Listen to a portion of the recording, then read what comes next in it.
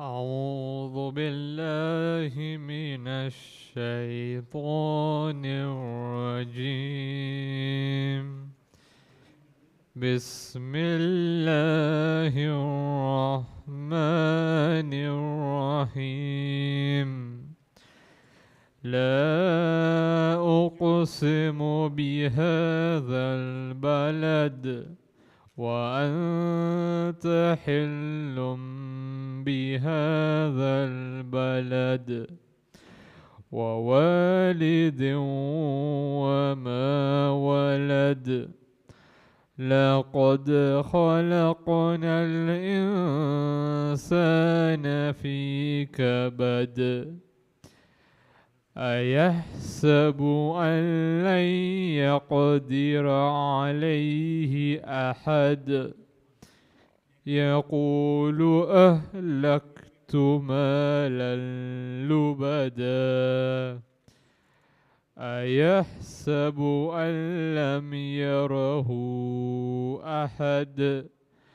ألم نجعل له عينين ولسانا وشفتين وهديناه النجدين. فلاقتحم العقبة وما أدراك ما العقبة. فك رقبة أو إطعام في يوم ذي مسغبة يتيما ذا مقربة أو مسكينا ذا متربة.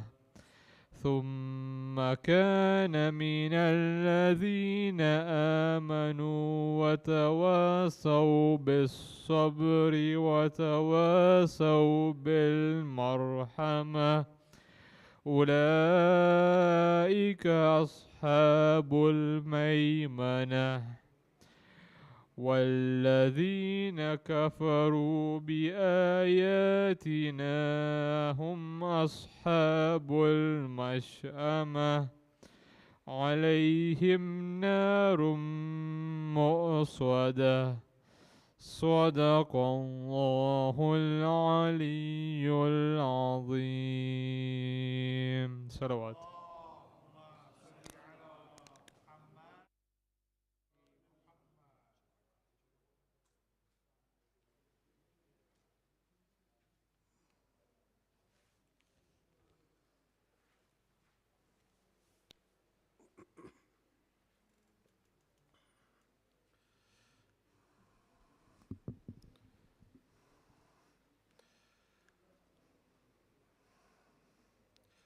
أعوذ بالله من الشيطان الرجيم.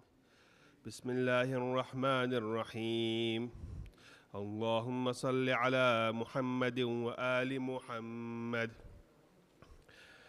عن فاطمة الزهراء عليها السلام بنت رسول الله صلى الله عليه وآله قال: سمعت فاطمة أنها قالت: دخل علي أبي رسول الله في بعض الأيام فقال: السلام عليك يا فاطمة. فقلت: وعليك السلام.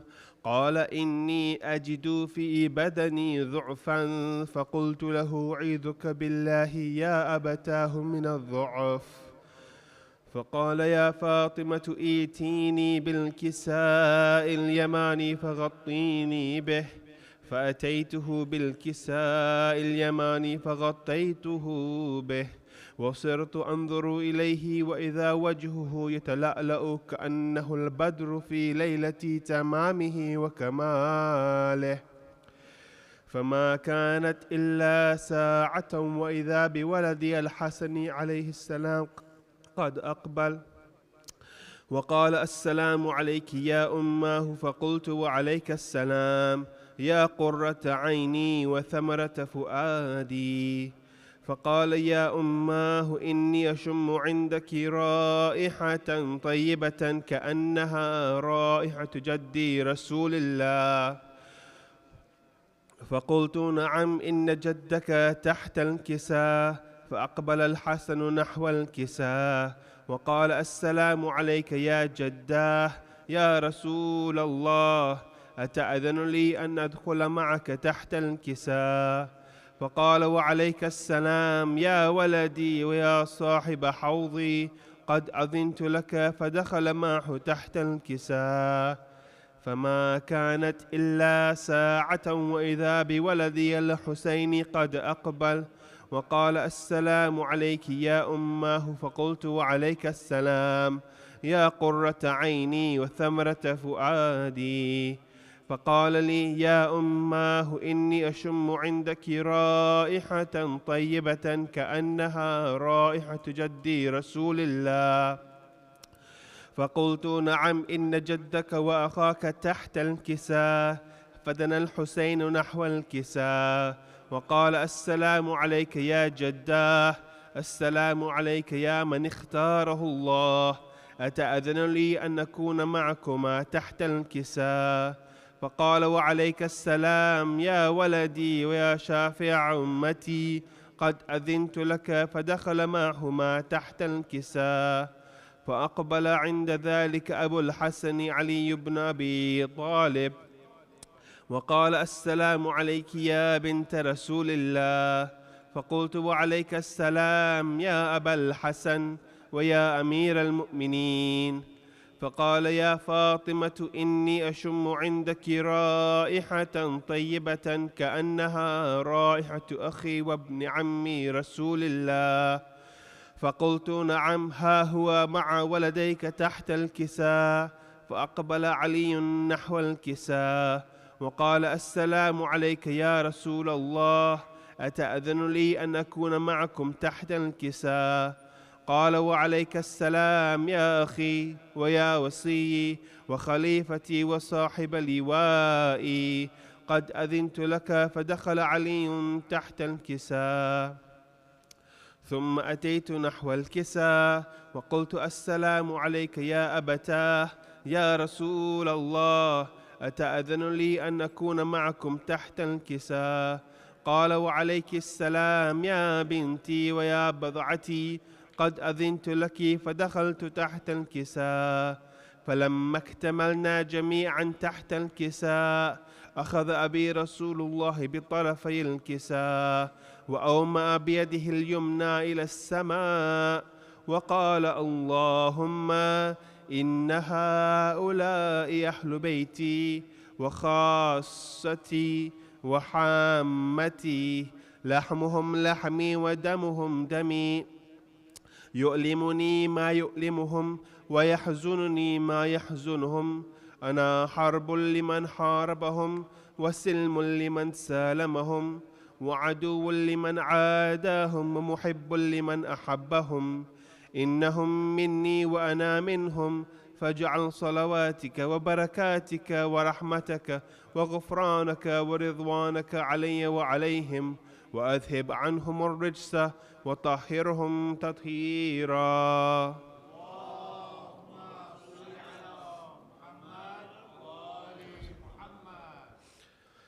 فقال الله عز وجل يا ملائكتي ويا سكان سماواتي، إني ما خلقت سماء مبنية ولا أرضا مدحية ولا قمرا منيرا ولا شمسا مضيئة ولا فلكا يدور ولا بحرا يجري ولا فلكا يسري إلا في محبة هؤلاء الخمسة الذين هم تحت الكساء. فقال الأمين جبرائيل يا ربي ومن تحت الكساء؟ فقال عز وجل هم أهل بيت النبوة ومعدن الرسالة، هم فاطمة وأبوها وبعلها وبنوها.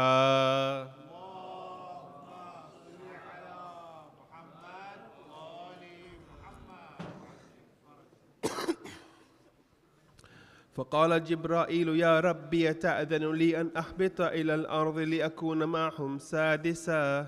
فقال الله نعم قد أذنت لك. فهبط الأمين جبرائيل وقال السلام عليك يا رسول الله، العلي الأعلى يقرأك السلام ويخصك بالتحية والإكرام ويقول لك وعزتي وجلالي إني ما خلقت سماء مبنية ولا أرضا مدحية ولا قمرا منيرا ولا شمسا مضيئة ولا فلكا يدور ولا بحرا يجري ولا فلكا يسري إلا لأجلكم ومحبتكم، وقد أذن لي أن أدخل معكم، فهل تأذن لي يا رسول الله؟ فقال رسول الله عليك السلام يا أمين وحي الله إنه نعم قد أذنت لك. فدخل جبرائيل معنا تحت الكساء فقال لأبي إن الله قد أوحى إليكم يقول إنما يريد الله ليذهب عنكم الرجس أهل البيت ويطهركم تطهيرا.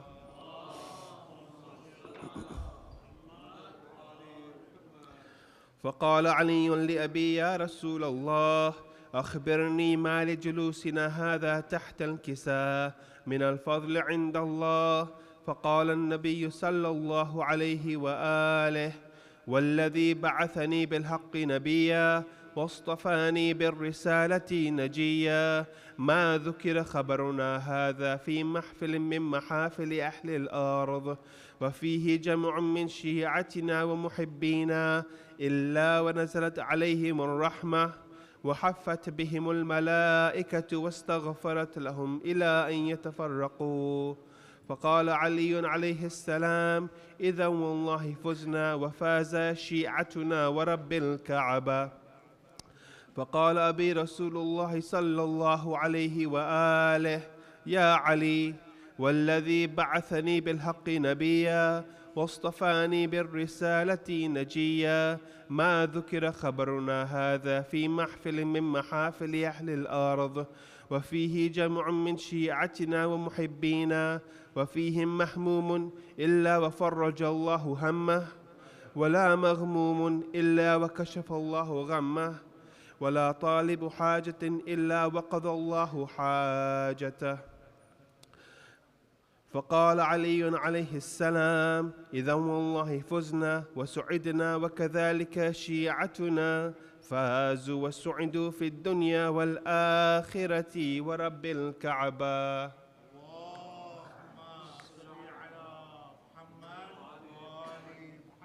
سورة الفاتحة.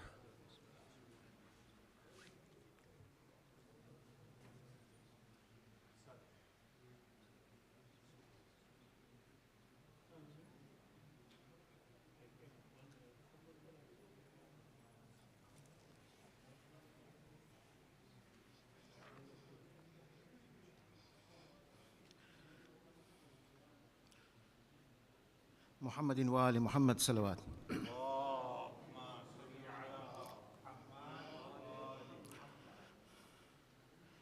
शहे मज़लूम जब आई शबे आशूर ऐ लोगो शहे मज़लूम जब आई शबे आशूर ऐ लोगो कहाँ सर को कटाने की यही एक रात है बाकी शहे मज़लूम जब आई शबे आशूर ऐ लोगो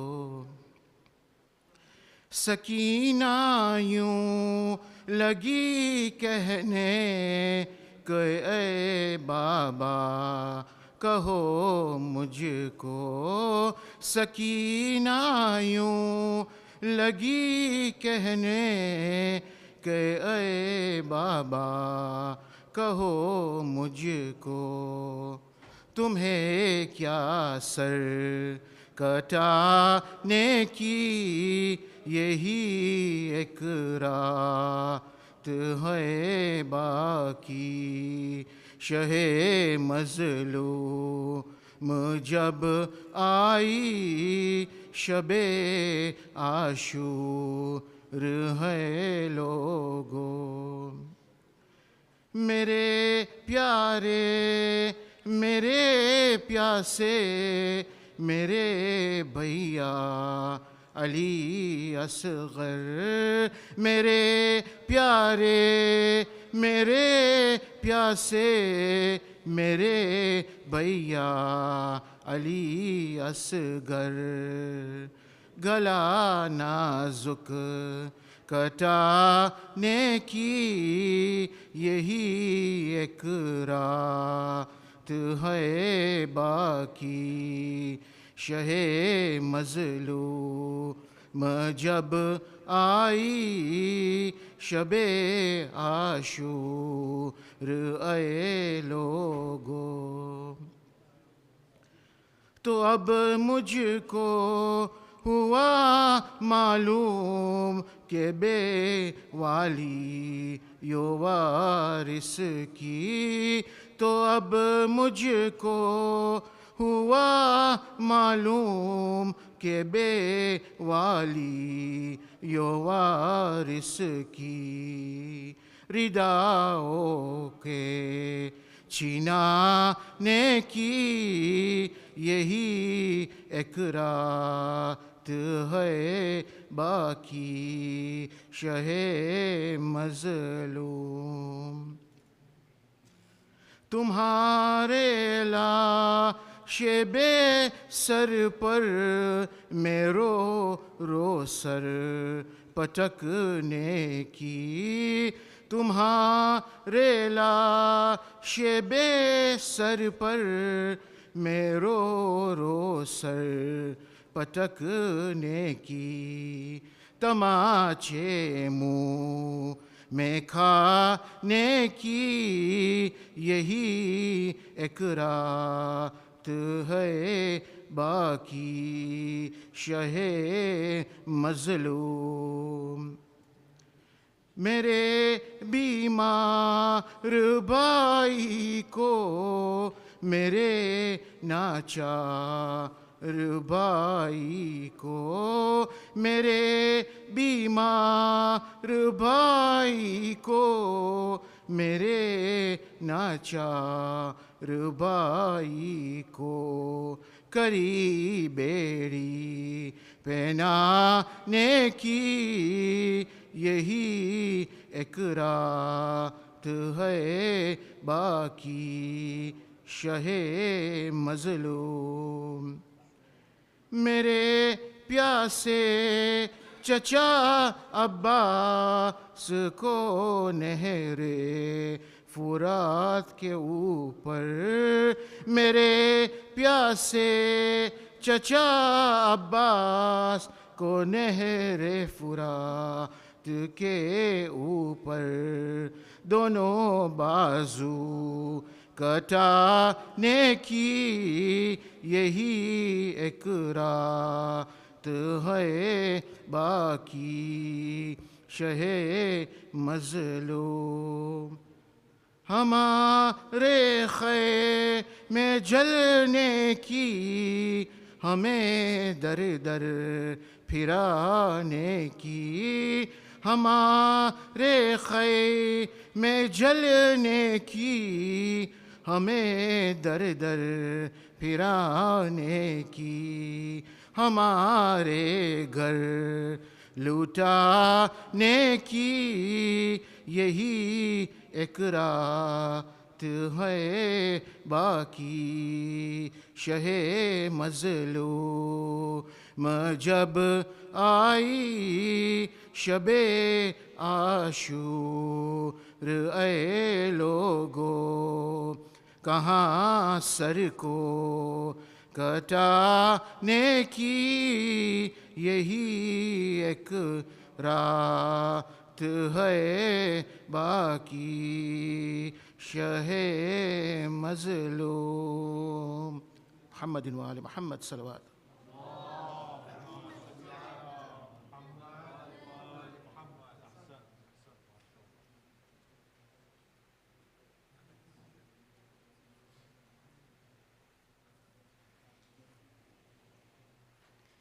सल्लु अला मुहम्मद व आली मुहम्मद।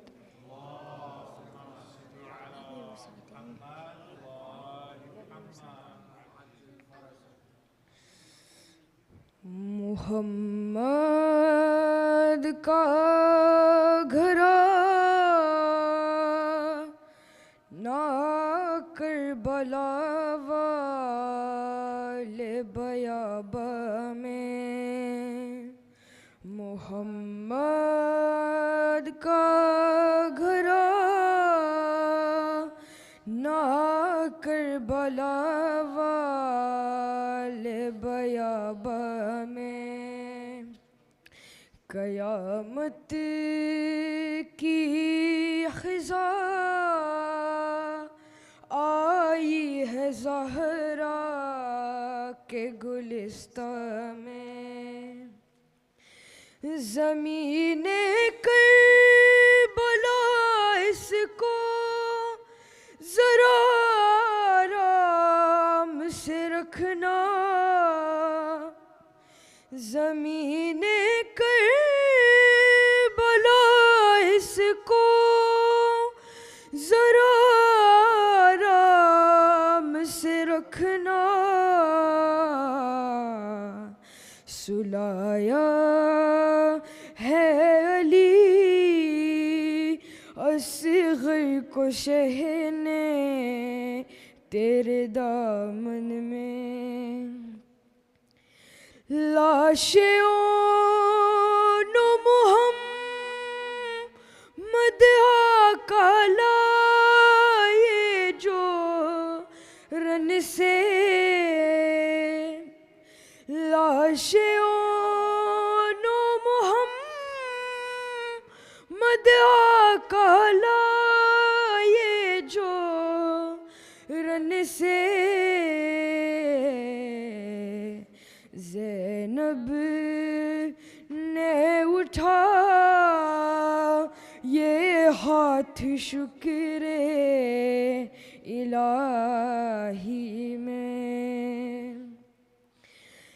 लाशे अली अकबर उठती है नहीं आका से, लाशे अली अकबर उठती है नहीं आका से। या अली ज़रा उठ के नजफ़ से आइयो मैदान में। कहा हो तुम अली अकबर ज़रा आवाज़ तो देना, कहा हो तुम अली अकबर ज़रा आवाज़ तो देना। अकेला रह गया है अली का हलाल मैदान में। तुम ना दे अली पर तेजली खाक पे सो जाना। तुम ना दे अली पर तेजली खाक पे सो जाना।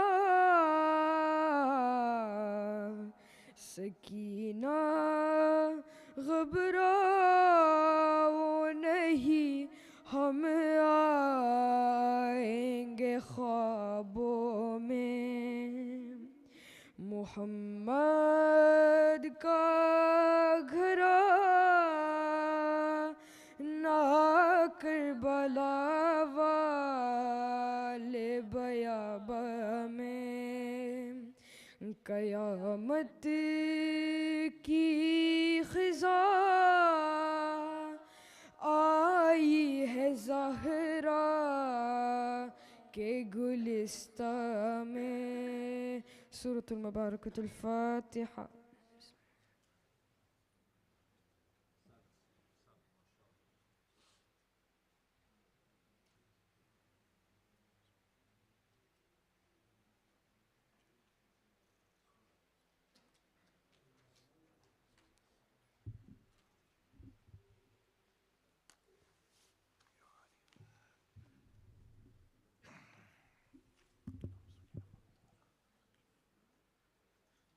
और मोहम्मद वाले मोहम्मद सलवात।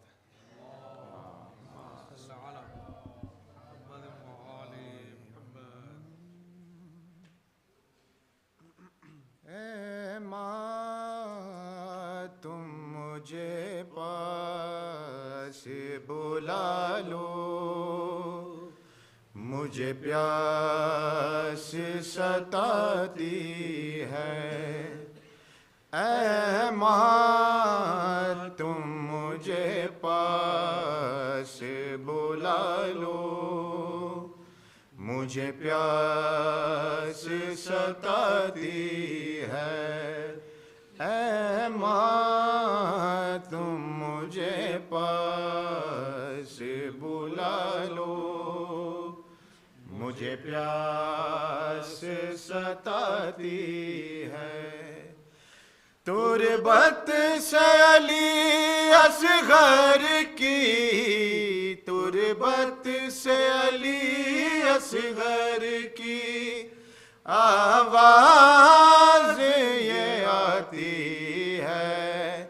ऐ माँ तुम मुझे पास बुला लो, मुझे प्यास सताती है। याद आए बहुत मुझे को तेरा झूला झूलाना है, कभी सीने से लगा के तेरा लोरी सुनाना।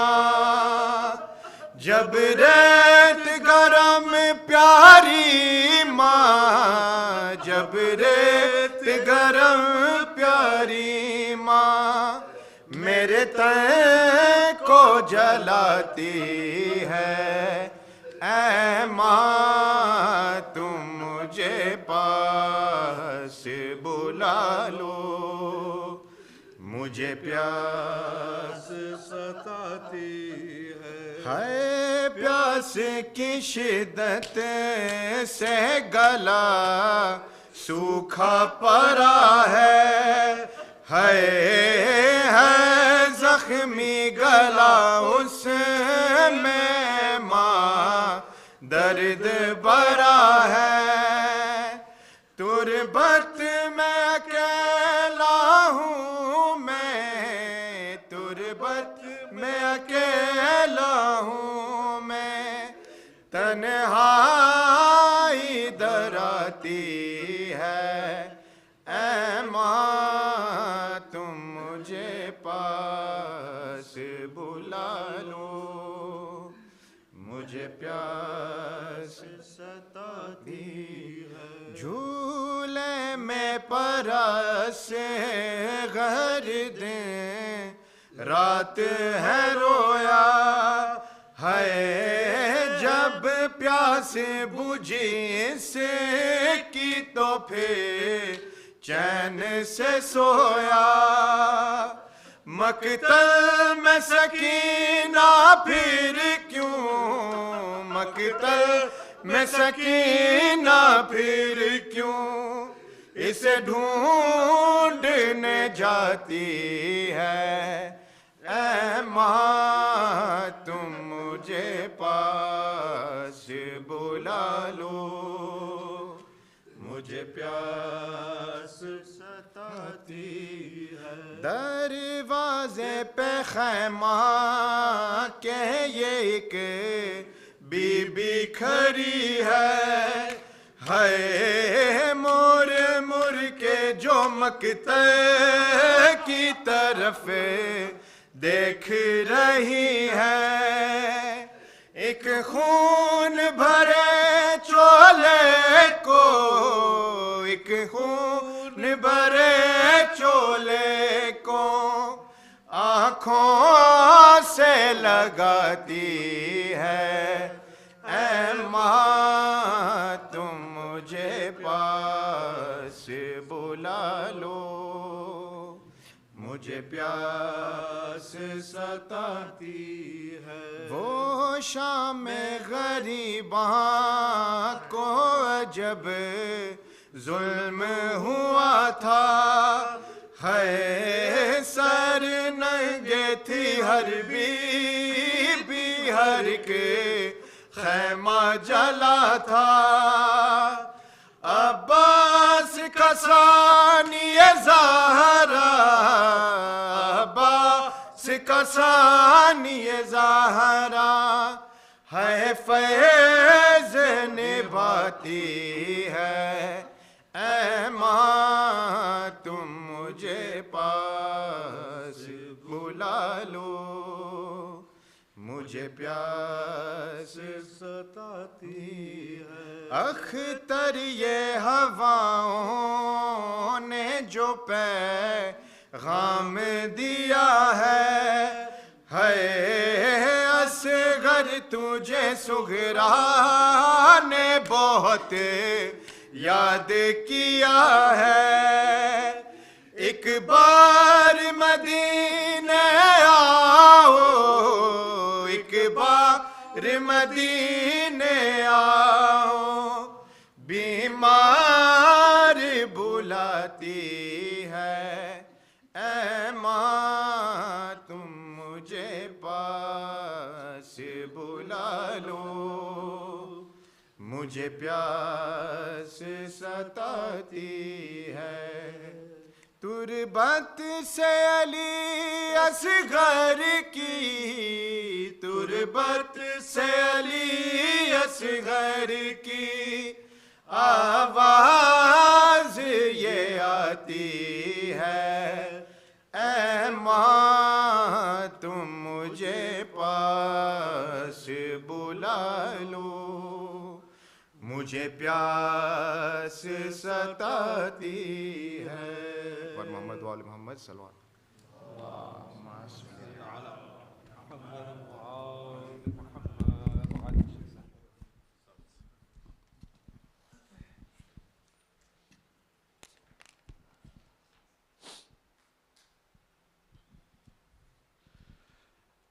أعظم الله أجورنا وأجوركم بمصابنا بأبي عبد الله الحسين عليه السلام، واجعلنا وإياكم من الطالبين بثاره مع ولي إمام المهدي من آل محمد صلى الله عليه وآله وسلم.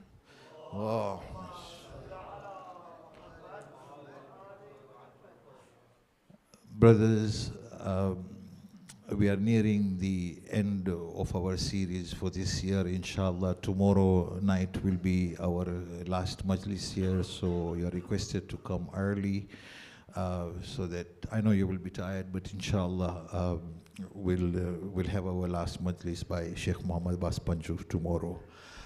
In addition to that, the usual announcements, please, brothers, when you park or leave, do not disturb the neighbors, do not litter the streets, park your cars properly, and observe the akhlaq of the Ahlul Bayt that has been taught to us.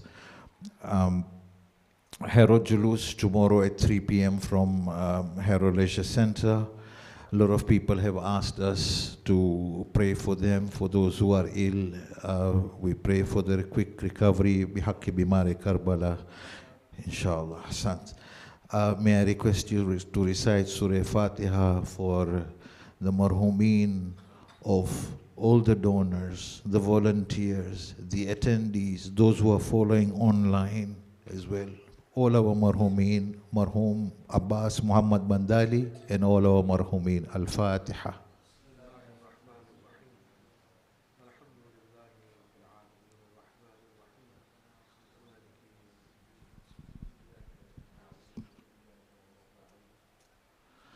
Brothers, before I ask the Shaykh to come on, may I please request you to move as far forward as you can, as far forward as you can. Please stand up in the name of the 12th Imam. Take 2 steps forward and come in front. Muhammad wa ali. اللهم صل على محمد وآل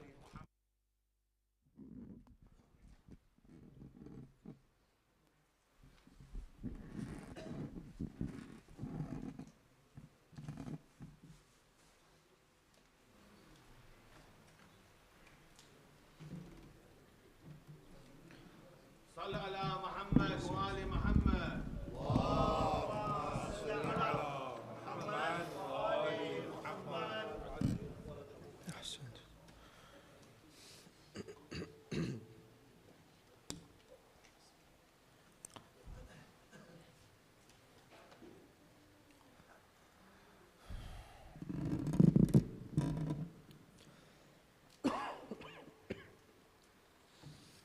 رحم الله من قرأ سورة المباركة الفاتحة.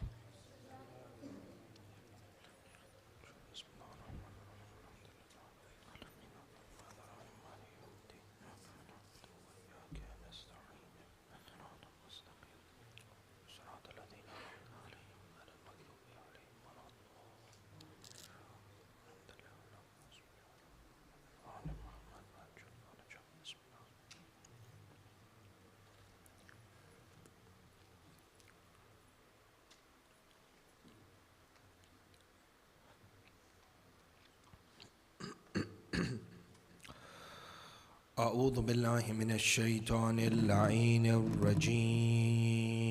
بسم الله الرحمن الرحيم. الحمد لله بارئ الخلائق الأجمعين، باعث الأنبياء والمرسلين، ثم الصلاة والسلام على أشرف الأنبياء، حبيب قلوبنا وشفيع ذنوبنا، أبي القاسم محمد.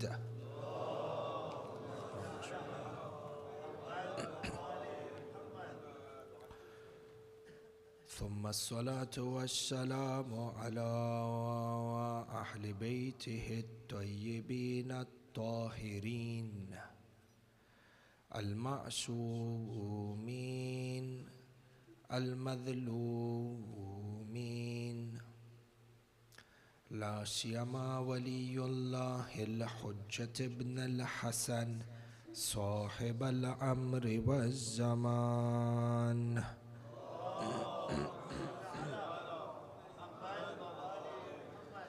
روحي وأرواح العالمين له الفداء، ولعنة الله على أعدائهم أجمعين من الأولين والآخرين إلى قيام يوم الدين. آمين رب العالمين. صلى الله عليك يا مولاي يا أبا عبد الله، صلى الله عليك يا مولاي يا أبا عبد الله. يا رحمة الله الواسعة ويا باب نجاة الأمة،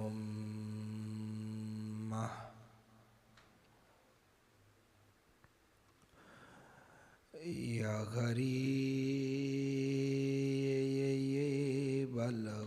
كربلاء يا مظلوم كربلاء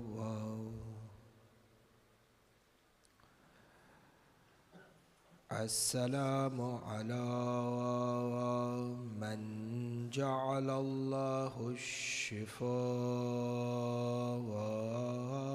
في تربته السلام على من الإجابة تحت قبته السلام على ساكن كربلاء فيا ليتنا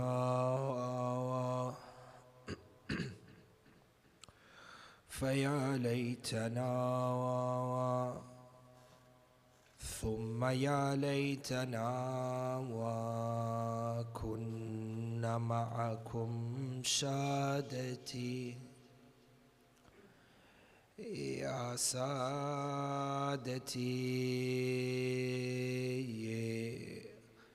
فنفوز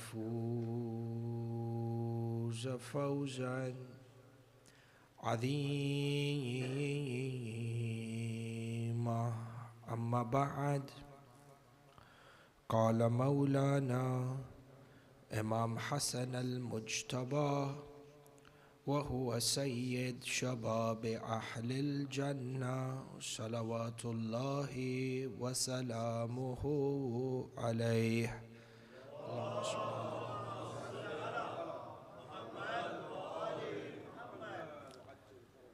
لا يوم كيومك يا أبا عبد الله صدق الإمام وآمنا به نوروا مجالسكم بذكر محمد وآل محمد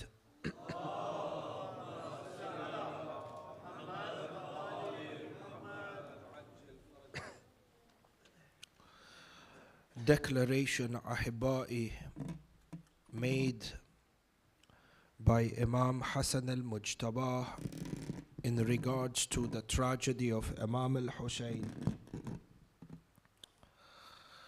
where the Imam goes on to say in his final moments, as he was coughing blood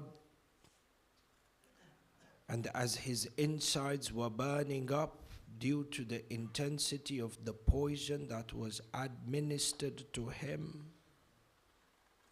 and whilst he was coughing up pieces of his inside into a tasht, Imam al-Hassan said, looking at Sayyid al-Shuhada, La yawm ka yawmika ya Aba Abdullah.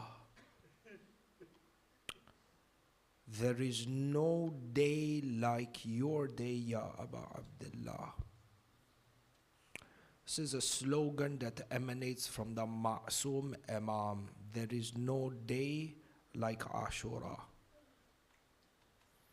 Many tragedies, rightfully painful tragedies, occur in the world on a daily basis. And much as they are azim, and much as they are painful and excruciating to the heart, the tragedy of Karbala, in the words of Imam Hassan al-Mujtaba, is unparalleled. And the reality of the matter is the dhulm that happens in the dunya today, the source of this dhulm in terms of behavioristic characters emanate from the principles for which the Battle of Ashurah took place.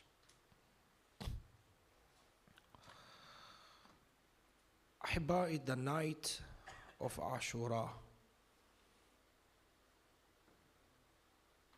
And I don't think there is anything better to speak about on a night like this than to replicate and for us to relive the moments that the companions of Imam al-Hussein lived in that final night. You find that the Maqtal tells us on the night of Ashurah, Imam al-Hussein gathers all his companions around him. And this khutbah is perhaps the epitome of all the lessons that we have taken from the 1st to the 9th of Shahr Muharram in terms of values, ethics, ideology and spirituality. All of this culminates in this one khutbah of Sayyid al-Shuhada. فإحنا أحبائي, what is matloob is that we may be here in Watford, might be here in the UK, but our hearts are in Karbala.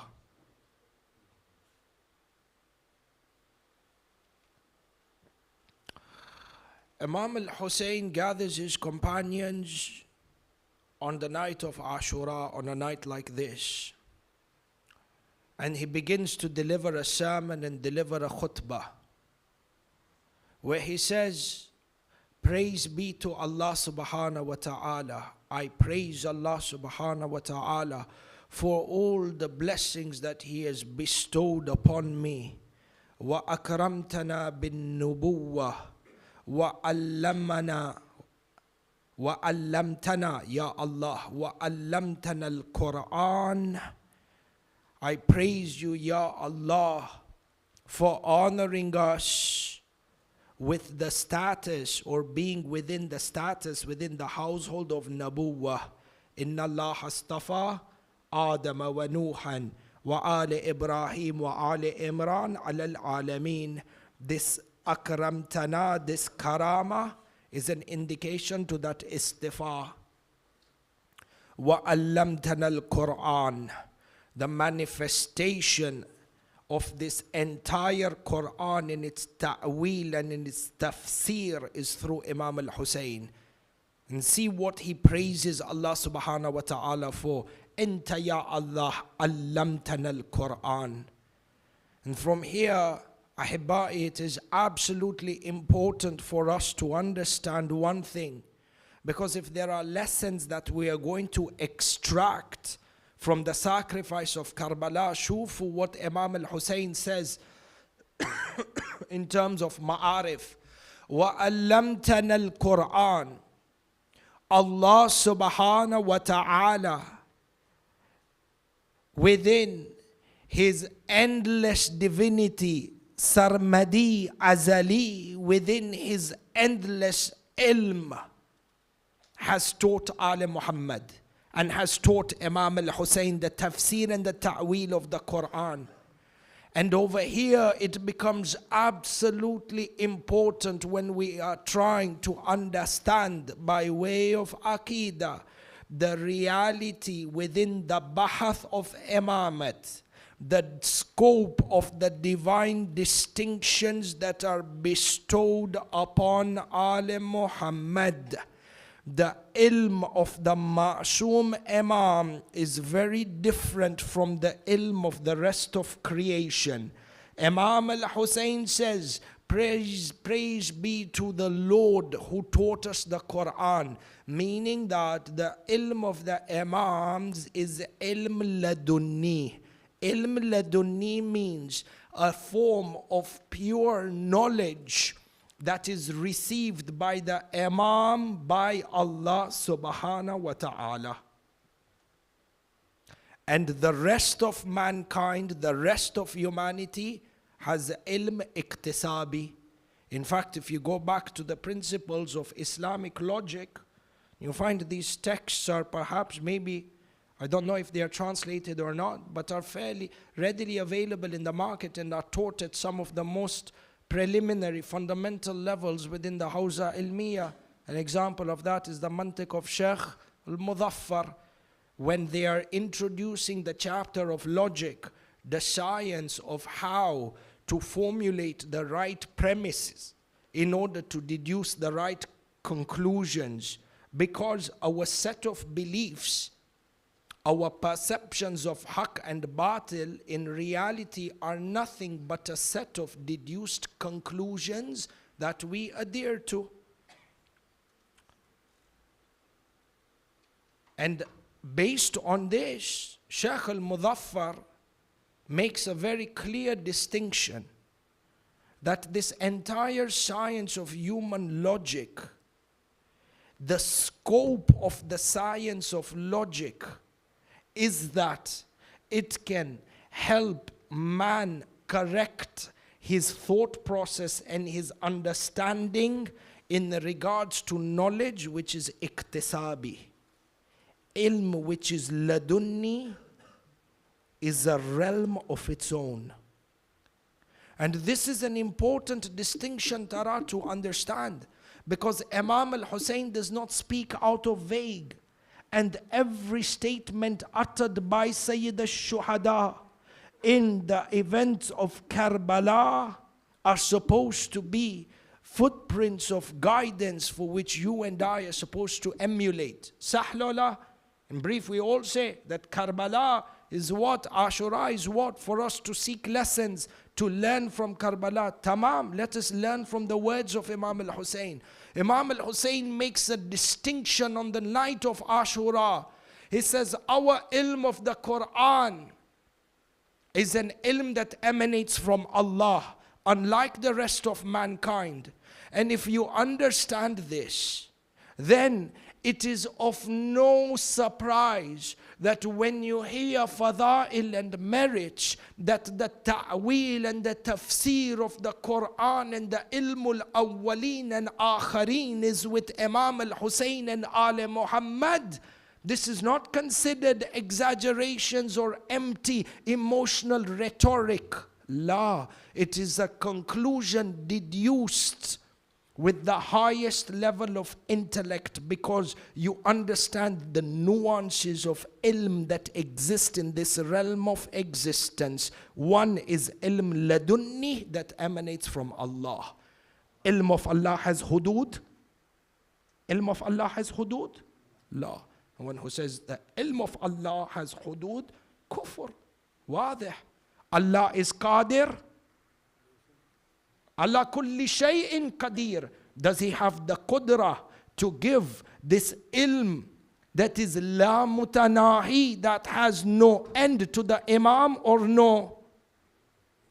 He has. If we say no, we understand we didn't understand qudra, wala did we understand ilm within the sifat of tawheed. And this, ahibai, when you diagnose issues like these, you understand that the root problem, as we have deduced by way of conclusion a number of times when it comes to understanding the superiority and the scope of divine distinction bestowed upon the Ahlul Bayt by Allah, the root cause is a shallow understanding in Tawheed. Number two, understanding these words of Imam al-Hussein, وَعَلَّمْتَنَا al-Quran. If you understand that there are two sets of knowledge, one which is prone to error, empirical sciences, deduction of conclusions from man-made premises, perceptions of truth that are prone to error. And on the other hand, you have a pure divine stream of knowledge that is exempt from every type of error and shortcoming. Ahibai, this is a key point of ma'arifah when it comes to understanding the concept of taslim, submission to Ali Muhammad. Shufu, the companions of Imam al-Hussein on the day of Ashurah.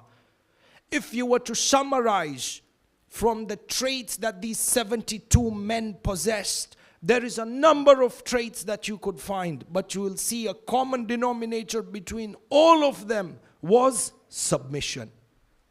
Abul Fadil, Maulana Kamar Bani Hashim, When you want to understand Abul Fadil, you say submission to Imam al-Hussein. In fact, we praise Abul Fadil in the ziyarah taught to us by Imam al-Sadiq.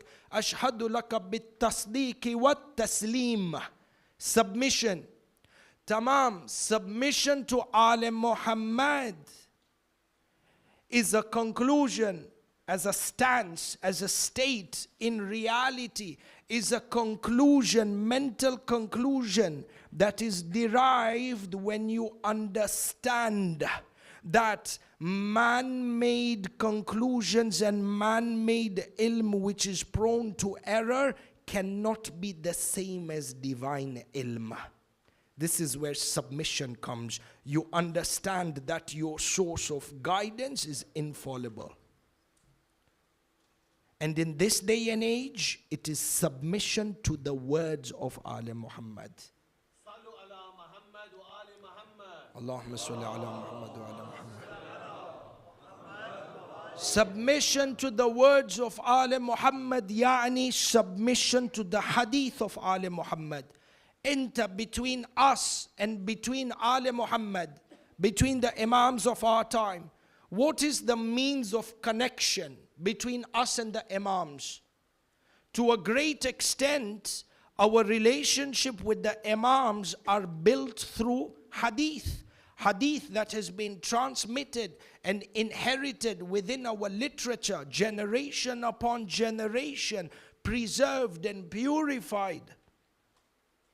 But what is between us and the Imam is words, written words, hadith. Submission to the hadith of Ali Muhammad is what protects the mind from Pharaohism. Being a Fir'aun is not just being a political dictator or a social dictator. There is intellectual Fir'aunism, intellectual Pharaohism. When you believe that you are far more superior in your interpretation of the religion than the divinely appointed Imam. In fact, you feel that you are intellectually so superior, you fail to acknowledge that God has sent a divine guide who is superior. The akal hits a block. This block of guidance is the Fir'aun of the akal, which is by far the most dangerous sort of Fir'aun. Look at the words of the Imam, so precise. Sayyid al-Shuhada, Karbala is a battle for eternal guidance till Yawmul Qiyamah, kalima uttered by Imam al-Hussein. His divine salvation. وَعَلَّمْتَنَا الْقُرْآنَ وَفَقَّحْتَنَا فِي الدِّينِ. Ahibai, conclusion number one, sub-conclusion number one on a night like this. Enter, you come across literature from Ali Muhammad that perhaps we may not be able to understand. Don't be quick to reject it. Don't be quick to ridicule it. Don't be quick to mock. If you don't understand, you know what, even the ulama, when we study principles of usulul fiqh, when you have a number of hadith where the apparent or the intended meaning is not clear from the hadith, leave not clear, go forward. If the apparent meaning deduced from the hadith is misleading, apparently misleading, meaning what? It's our ability to interpret. We're talking about interpretation. So me, in my fallible capacity, may think that the indicated meaning is misleading. Even at that point, within the principles of jurisprudence, you are not allowed to deliver a hukum rejecting that hadith. They say the hukum of the hadith is mujmal. Mujmal meaning the intended meaning is unknown. Keep it on the side. Don't be a Fir'aun when it comes to religion. This is one.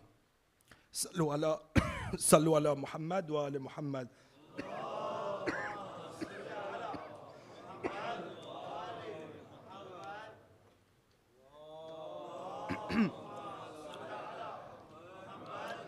Tamam, the Imam then goes on to say,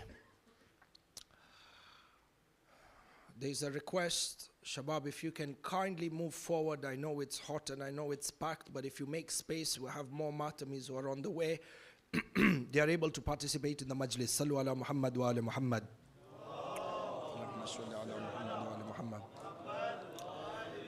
Tamam, if we understand this, Ahibai, the Imam has gathered his companions and he goes on to say, I praise you, Ya Allah subhanahu wa ta'ala,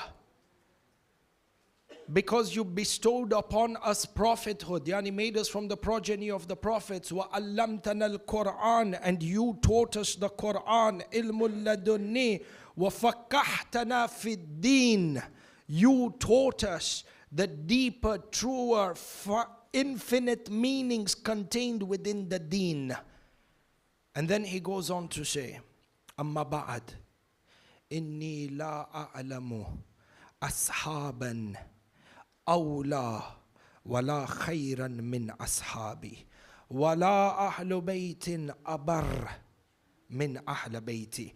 And I do not know of any companions. When the Imam says, I do not know, doesn't mean that the Imam doesn't have ilm. What the Imam is saying by way of metaphor, there does not exist from the beginning of time until the end of time. Because we understand, into matamis, people of ma'rifah, that the Imam has ilmul awwaleen and ilmul akhareen. So when he speaks, it is in regards to this parameter. What Imam says is that there does not exist in this realm of existence companions more loyal than you, my companions, 72 here. And there is no Ahlul Bayt that has been more dedicated than my Ahlul Bayt. And then he goes on to say, take the cover of this night as a security, and each one and every one of you take one of my family members and take your women and your children, and I relieve you of your duty towards me. Relieve you of your duty towards me, meaning what? Jannah is guaranteed. You left your homes, you performed the hijrah, you came to Karbala, you withstood the attack that happened on the 7th of Muharram, as you know, when they went to the river Furat. You have been 3 days hungry and thirsty until the final moment. You have not wavered. Go. And Jannah is for you. But like we have said multiple times, these companions were not behind Jannah. They weren't behind Thawab. For them, their Jannah was Hussein alayhi salam. And to be in his company. Which is why Zuhair ibn al-Kain says, if I was to be killed 1,000 times and to be resurrected 1,000 times, and then be killed another 1,000 times, Ya Aba Abdullah, I would never abandon you. And at this point, Imam al-Hussein, when he sees the purity of his companions, and all of this is happening on a night like this, Laylat Ashurah. Imam al-Hussein gathers his companions and he points towards the heavens.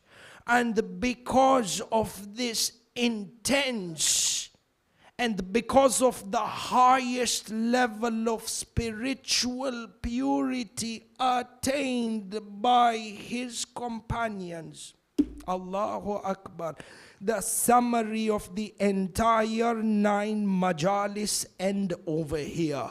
The highest level of spirituality, the highest level of purity attained by these companions. If you take the entire series, the result of Iyyaka na'budu wa Iyyaka nasta'in is this tahara. The result of thabat is this tahara. The result of wudu and what wudu stands for is this tahara. The meaning of salat in its entirety is this tahara. When they reached this level of intense spiritual purity, Imam al-Hussein lifted for them the veils that separate Alam al-Dunya from Alam al-Malakut. The Maqtal says Imam al-Hussein showed them their positions in paradise, and it is as if the companions could touch heaven in its senses. This is the fruit of thabat. Allahumma thabbit li qadama sidkin indaka ma'al Hussein.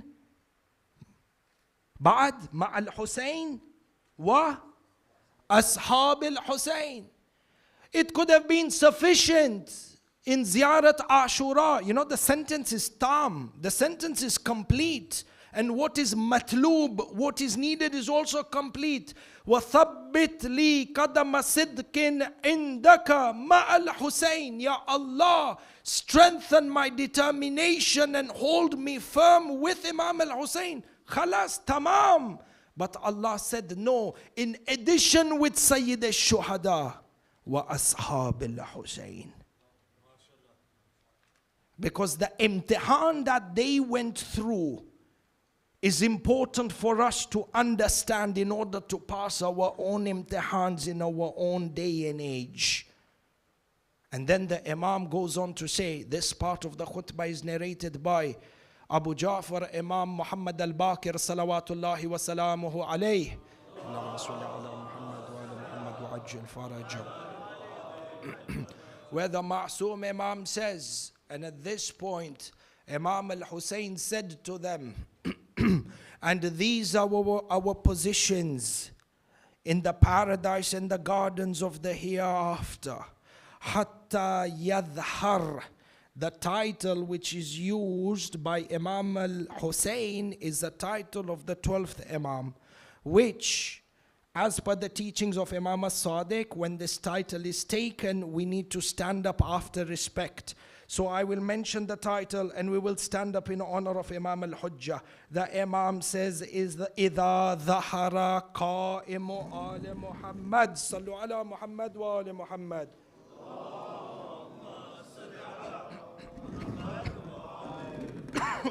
A second of your loudest salawat to hasten his reappearance.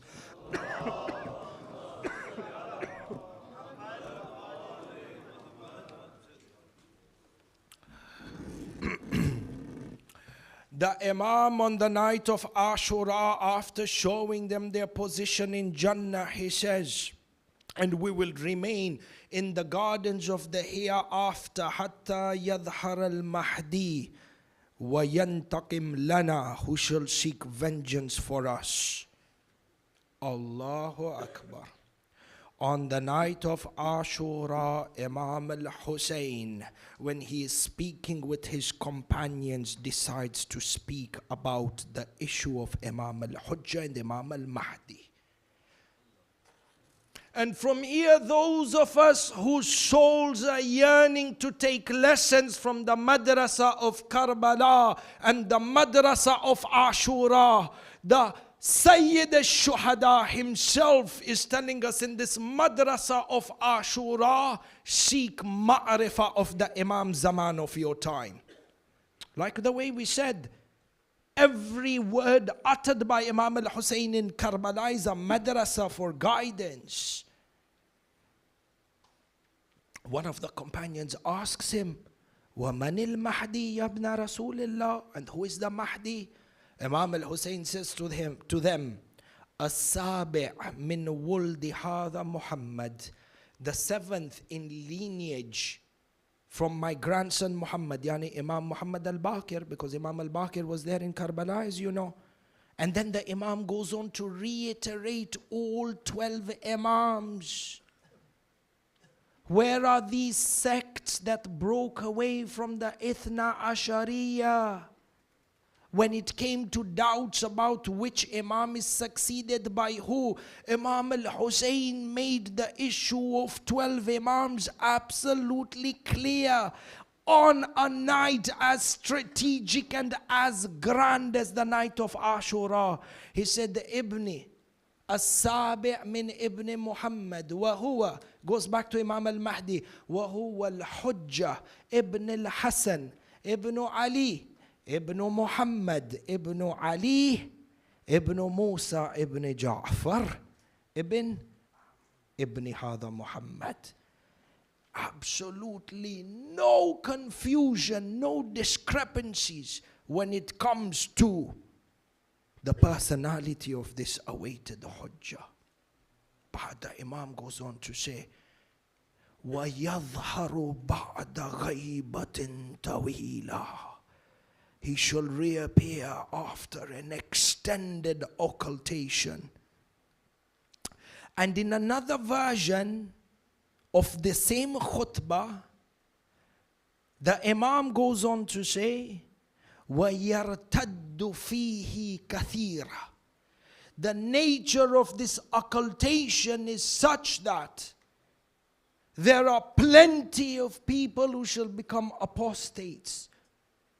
Shufu, this issue of ghaibah and understanding the nature and the trials and the tribulations that man is subject to within the ghaibah is absolutely important. Because if we don't understand the challenges and we don't understand the realities of those variables that take you out from the parameters of thabat and put you into the parameters of kufr, that remove you from the parameters of tahara and put you into the parameters of najasa, spiritual najasa.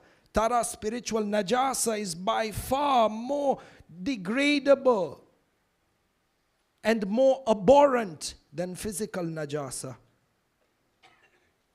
Just like the way, this is mafhum al-mukhalif, this is something easily understood and even established from the hadith that we mentioned of Imam al-Asghari yesterday or the night before, that the greatest form of tahara is the tahara of the heart through the wilaya.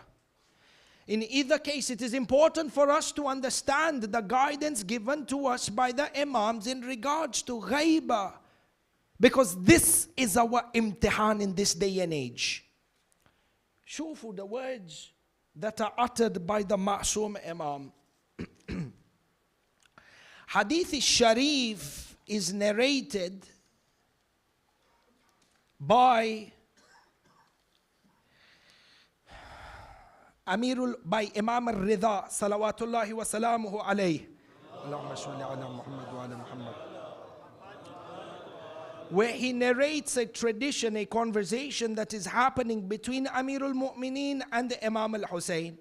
And he says, so Amirul Mu'mineen says to Imam al-Hussein, التاسع من ولدك يا حسين المهدي بالحق. The ninth from your lineage, Ya Aba Abdullah, is the Mahdi who will stand for Haqq. Al-Mudhir lid-Din wal-Basitu bil-Adl.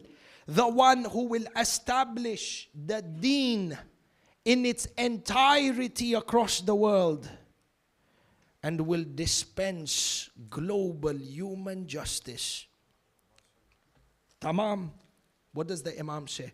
فَقَالَ الْإِمَامُ الْحُسَيْنِ فَقُلْتُ لَهُ, I said to my father, يَا أَمِيرَ الْمُؤْمِنِينَ وَإِنَّ ذَلِكَ لَقَائِنْ. Is this going to truly happen? Look at the response of Amir al-Mu'mineen. فَقَالَ وَالَّذِي بَعَثَ مُحَمَّدْ بِالنُّبُوَّةِ وَاسْتَفَاهُ عَلَى جَمِيعِ الْبَرِيَّةِ. Amir al-Mu'mineen takes a qasam. And what type of a qasam? He says, by the one who has created Rasulullah and purified him with nabuwwah. Indeed, وَلَكِنْ بَعْدَ غَيْبَةٍ وَحِيرَةٍ. After an extended occultation, and this occultation is marked with confusion and misguidance. Ajib. Now we are living in Ghaiba Lola. We are in Ghaibat al-Kubra. Marked by ignorance, misguidance, deviation, Lola. Look at what Amir al-Mu'mineen goes on to say. فَلَا تُثْبِتُ فِيهَا Allahu Akbar. فَلَا تُثْبِت. And yesterday we said from Ziyarat Ashurah, Shunu, Thabat. One of the philosophy of Masah in your wudu is what? Thabat. Over here, Amir al-Mu'mineen is saying, فَلَا تُثْبِتُ فِيهَا. No one will be able to stand firm on their deen, illa, except a certain group of people. Al-Mukhlisun, Al-Mubashirun li Ruhil Yakin. Those who are sincere, those who have embraced the spirit of Yaqeen.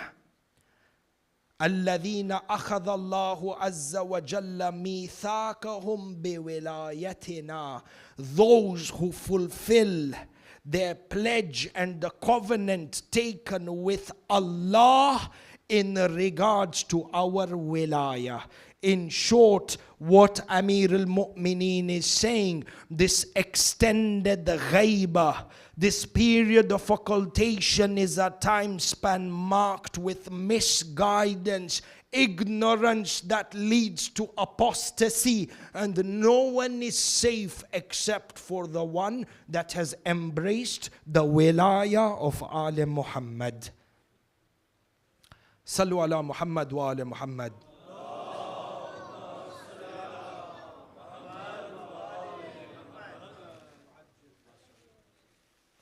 Without wilaya, there is no, and this is not me, this is Amir al-Mu'mineen.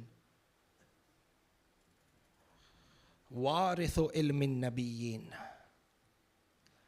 And for us to be aware, many times people come and say, why are you drawing such a dark picture of the times in which we live? We live in such a beautiful world. We have nice blue waters and smelly, colorful plants and so on and so forth. Understanding the threats of the environment in which we live is from the conclusions or from the actions of the intellectual. And then we say this even in business. Those of you who have studied the business, you understand that they come and they tell you what? SWOT analysis. Strength, weakness, opportunity, and threat. So even if a business is turning $10 million in profit per annum, do you find the CEO ever come and say, La, we don't need to conduct SWOT analysis? Have you heard of any CEO? Have you heard of any school of business teach this? They will laugh you out of the school. Allah, the same thing is applicable on religion. You know what is the nature of the fitna in this ghaiba? Shabab, Karbala and Ashurah is a night of revolution. But revolution against the nafs. For the sole purpose of the concept of wilaya to prevail. If you want to understand the difficulty of the times that we are navigating through and our path of thabat in these tricky, dodgy waters, because this is what Karbala and Ashurah is about. Sahlola, we seek inspiration. Sahlola, tamam. Look at what Amir al-Mu'mineen says in regards to the fitna of the Akhir zaman, which you and I are supposed to remain firm and steadfast through in our faith in order to be from the shears of Imam al-Hujjah. And this is a journey which is parallel to the journey that the 72 men had to undergo in order to be within the camp of Imam al-Hussein. No one is exempt from an imtihan. Tamam, if we understand this. These are the words of Amir al-Mu'mineen. Half there is any sort of recoil and negative sentiments directed personally. These are the words of Amir al-Mu'mineen. And what we are doing is we are understanding circumstances outlined within the hadith. For it's not to be taken as a personal attack against anyone. hadith of Amirul Mu'mineen in regards to the fitna that you and I are living through. وَيَأْتِ عَلَى النَّاسِ زَمَانٌ. This is taken from Nahjul Balagha. يأتي على الناس زمان لا يبقى فيهم من القرآن إلا رسمه ومن الإسلام إلا اسمه. You will reach the end of times where nothing remains from the Quran except for its script. And nothing remains from Islam except for its name. The reality of the Quran is lost. The culture of seeking guidance from the Quran is lost. The culture of interpreting the book of God through the words of Ahlul Bayt is lost. The book became a book of decoration. What it actually means is, and what is understood from the context of the hadith, our benefit from the Quran has become absolutely shallow. What we know of the Quran, as if there is beautiful recitation. If the Sawt is Jameel, mashallah, we did our responsibility towards the Quran. Amirul Mu'mineen warns against this. Shabab, our relationship with the Quran, our relationship with the symbols of the religion, it is under no circumstances acceptable. Does this make sense into lovers of Ali Muhammad? Does it make sense that the Qari of the Quran recites a verse of the Quran that is warning people against the looming, devastating punishment of Allah on the day of judgment and the ferocious nature of the fire of Jahannam? What is supposed to be the reaction of man? He's supposed to take heed and he's supposed to fear. And he says, what traits do I need to be away from in order to not enter Jahannam?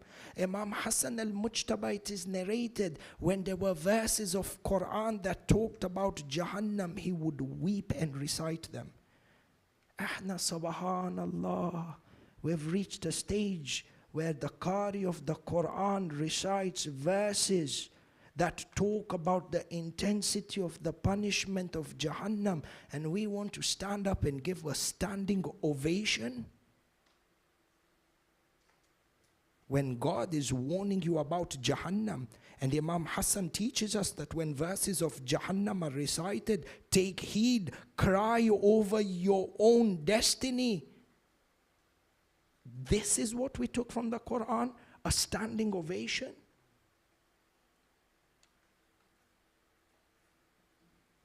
Where is the sanctity of our deen? Person is reciting a nawha. Did we understand the words of the nawha? Jab mujhe aap ke qatil ne, what do we say? Jab mujhe aap ke qatil ne mara baba. But I skipped the words. And I'm so shallow because I'm mesmerized by the voice. And I give a standing ovation when he has recited, Jab mujhe aapke qatil ne mara tha. Are we thinking where is that? Where have we reached?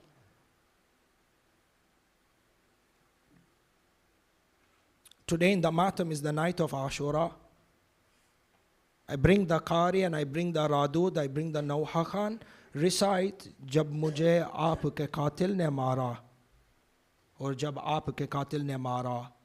After the Matam today, all of us Laylat Ashura, please let us stand and give a standing ovation to the Nawha Khan.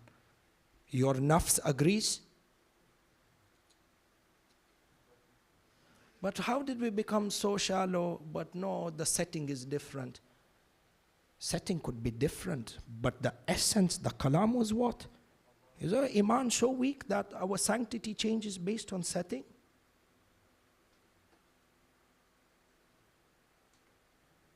Shabab, if we don't protect the sanctity of our religion, we don't protect the sanctity of the symbols of our deen, of our madhab, and you don't protect the sanctity of Karbala, our enemies are not going to come and protect Karbala.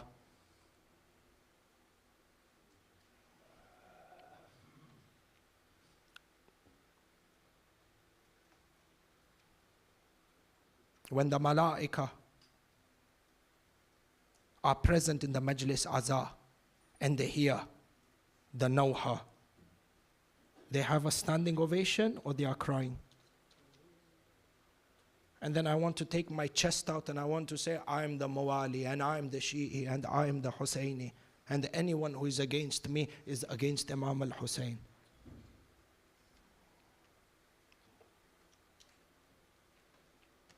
But this is the trend. This is the deen of the 21st century. Good for you. Amirul Mu'mineen said, nothing has remained from the Quran except its script, and nothing from Islam except its name. We got to be careful. Shias of Ali Muhammad are not sheep, are not prisoners of trends and likes on social media.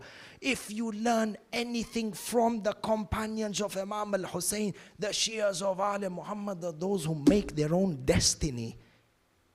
They are not sheep to trends. Shuf what Amirul Mu'mineen says. People gave their lives on the day of Ashurah. Hence kalam thaqil ahibba'i. It's a revolution against the nafs. Shuf what Amirul Mu'mineen says. وَلَا يَبْقَى فِيهِمْ مِنَ الْقُرْآنِ إِلَّا رَسْمُهُ وَمِنَ الْإِسْلَامِ إِلَّا إِسْمُهُ. شوفوا مساجدهم يومئذ آمرة من البنى خراب من الهدى. Their mosques, their masajid at the end of time will be grand buildings, will be grand structures. Look at the words of Amir. Masajiduhum, the masjid, their masjid, yawma idhin, in that age, amiratun min al-buna. Amirul Mu'mineen could have said amiratun, but there is ta'keed, amiratun min al-buna, meaning that there will be so much ihtimam, there will be so much focus on the architecture of the structure of the mosque.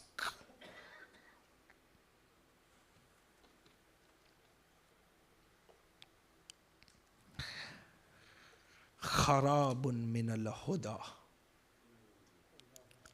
The mosque will be beautiful.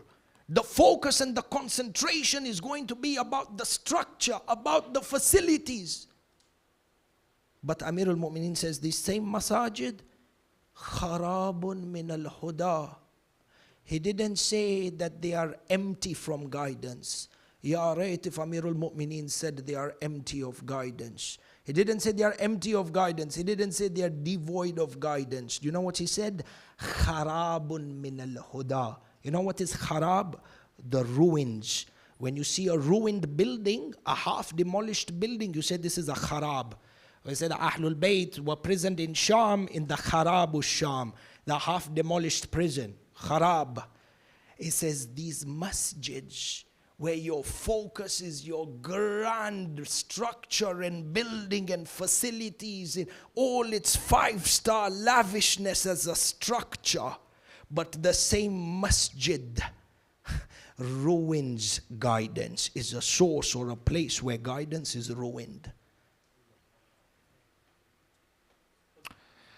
Shabab, if we can kindly move forward. I know the brother asked me even before. I'm sorry, I forgot to take the message. Shabab, if we can come forward, we make space for the other matamis that are coming in with a loud salawat ala Muhammad wa ala Muhammad.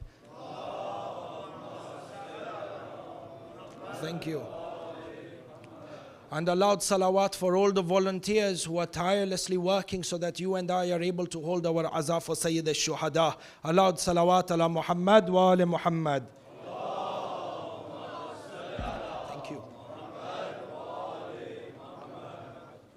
Tamam. The masjid became a place where guidance is ruined and destroyed, a waging war against guidance. Min al-huda. Bismillah ar-Rahman ar-Rahim. Alif Lam Mim Dhalika al-Kitab La Rayba Fih. The next verse is Hudan Lil. This hidayah, the purpose for which the Quran has been revealed upon us, and the masjid is supposed to be a place that facilitates this hidayah. The masjid in the end of time has become the zaman, or has become the makan through which the Quran is waged war against. More than that.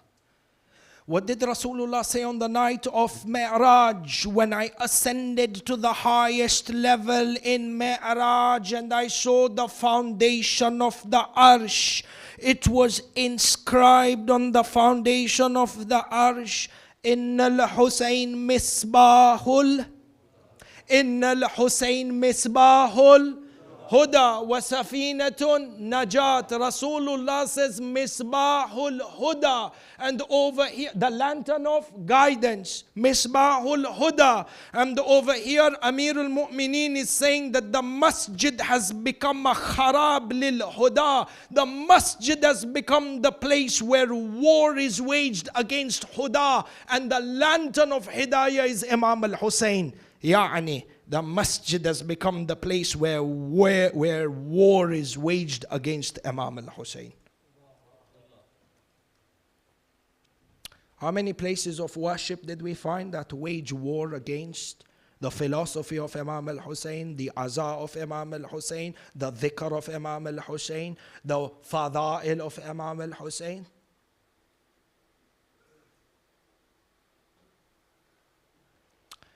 Each and every one of us has to choose our stances. This is our preparation for Karbala. Kalam is a lot. I do not wish that we cross the 1 hour mark. What's the time right now? Sallu ala Muhammad wa ala Muhammad.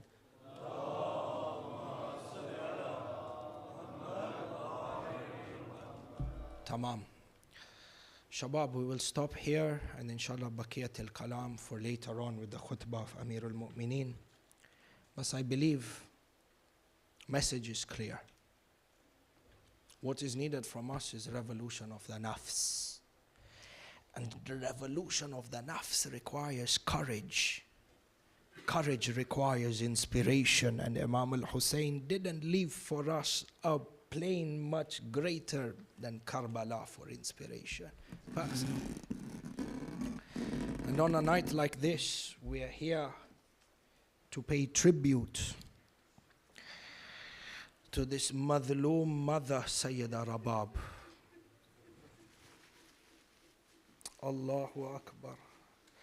The tragedy of Ali Asghar that shook the arsh of Allah subhanahu wa ta'ala to its core. This tragedy of Ali Asghar, where the strata of malaika were in disarray for the blood that was spilled of this infant.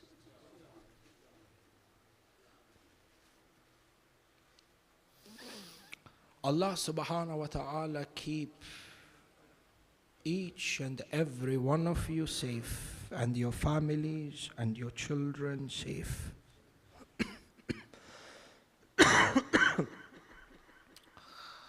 But have you seen, when somebody is blessed with a newborn child, God forbid, for any reason, if they got to take this new child and put it in the incubator, and God forbid, if this newborn infant, they have to insert breathing tubes in the child. You know, one of the reasons, amongst many reasons, one of the reasons why the nurses and the doctors don't let the mother enter into the room whilst they are inserting the tube in the infant? Because the mother's heart is so delicate. If she sees a tube pierce the mouth or the nose, the mother could die on the spot. A mother's emotion will become hysteric. They will not be able to control. It's the mother's emotion. Allahu Akbar. Rabab, when she saw the arrow on the throat of Ali Asghar. Allahu Akbar. How many times in our houses when we have been blessed with children, you see, when you're blessed with a newborn baby, and on the 7th day when you do the akikah and the entire extended family comes together and everybody's excited to see the child. Have you noticed when you have family members, young children, 12, 13, 6, 7, 8, they are excited, they have a new cousin, they have a new sibling, they want to hold the child. Have you noticed when the young siblings, especially the 8, 9, 10, when they want to hold the newborn child, have you ever observed the eyes of the mother? Allah, our mothers will be able to relate to this masa'ib. The mother is full of nervousness. She says to these young childs, hold my baby gently. The neck of this child is very tender. Matam is Shia Zalim Muhammad, you know where this masa'ib is going. Allahu Akbar. The masa'ib of Ali Asghar is such a masa'ib that it has placed a burning wound in the heart of Imam al-Hujjah. Allahu Akbar. Shiat Ali Muhammad who are looking for thabat in the ghaiba of Imam al-Hujjah weep with Imam al-Hujjah on a night like this.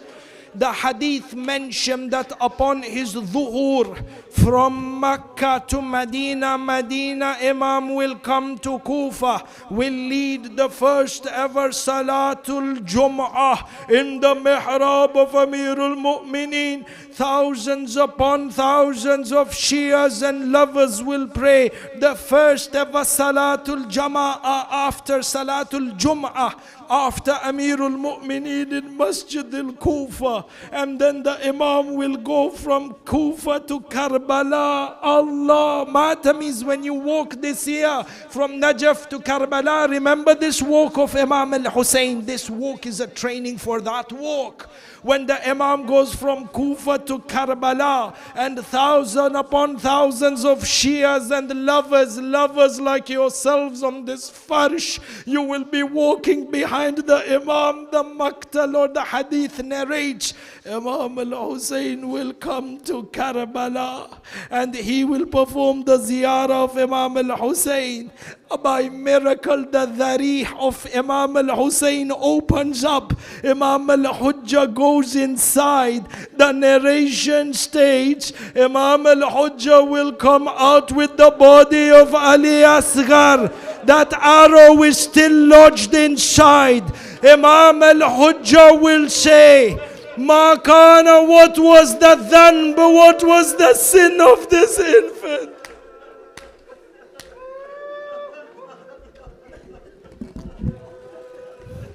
May the thabat and the weeping in this farsh allow us to be weeping for and weeping with the Imam in Karbala. Allahu Akbar. The dream of every Mawali to be part of that Majlis Azza where Sahib al-Amr is reciting the Masa'ib. Do you know what Imam al-Hujjah says? He says, Ya Ahl al-Alam, Qatalu Jaddi al-Husayn Bishati al-Furat wa huwa atshan. Imam al-Hujjah will say, they killed my grandfather while he was thirsty. Allahu Akbar. Maqtal mentions the thirst of Imam al-Hussein was like the smoke that rises from the grounds up into the skies. Ayatollah Shaykh Wahid al-Khurasani, explains what this hadith means, that his thirst was like the smoke that rises from the earth, from the land to the heavens. He says the intensity of the thirst of Imam al-Hussein was such that his vision had become blurry, just like if you try to look through smoke. Allahu Akbar. Asr of Yawm Ashurah, the time of Asr. Imam al-Hussein is standing on the plains of Karbala by himself, and is covered in a libas that is drenched in blood. The libas of Imam al-Hussein has blood from the severed arms of Abu Fadil. The libas of Imam al-Hussein has blood from the wounds of Ali Akbar. The libas of Imam al-Hussein has blood from the broken body of Shah Qasim. The libas of Imam al-Hussein is not a normal libas. Allah. He stands in the middle of the Maidan and he looks around. All his companions have become shaheed. He's alone in the battlefield. And around him is the decapitated and the mutilated bodies of his companions. So Imam al-Hussein cries out, Ya Abdal al-Safa wa ya Fursan al-Hayaja. Where are my loyal companions? Where are my courageous warriors? Kumu min mautikum. Come back from your death. Hussein is alone. Allah. He says, Habib, where are you? Zuhair, where are you? Muslim ibn Awsaja, I need you. He looked towards the Furat and he said, Akhi Abbas. And from here, Imam al-Hussein said, Hal min nasirin yansuruna. Can you hear the pain in the cry of Abu Abdullah?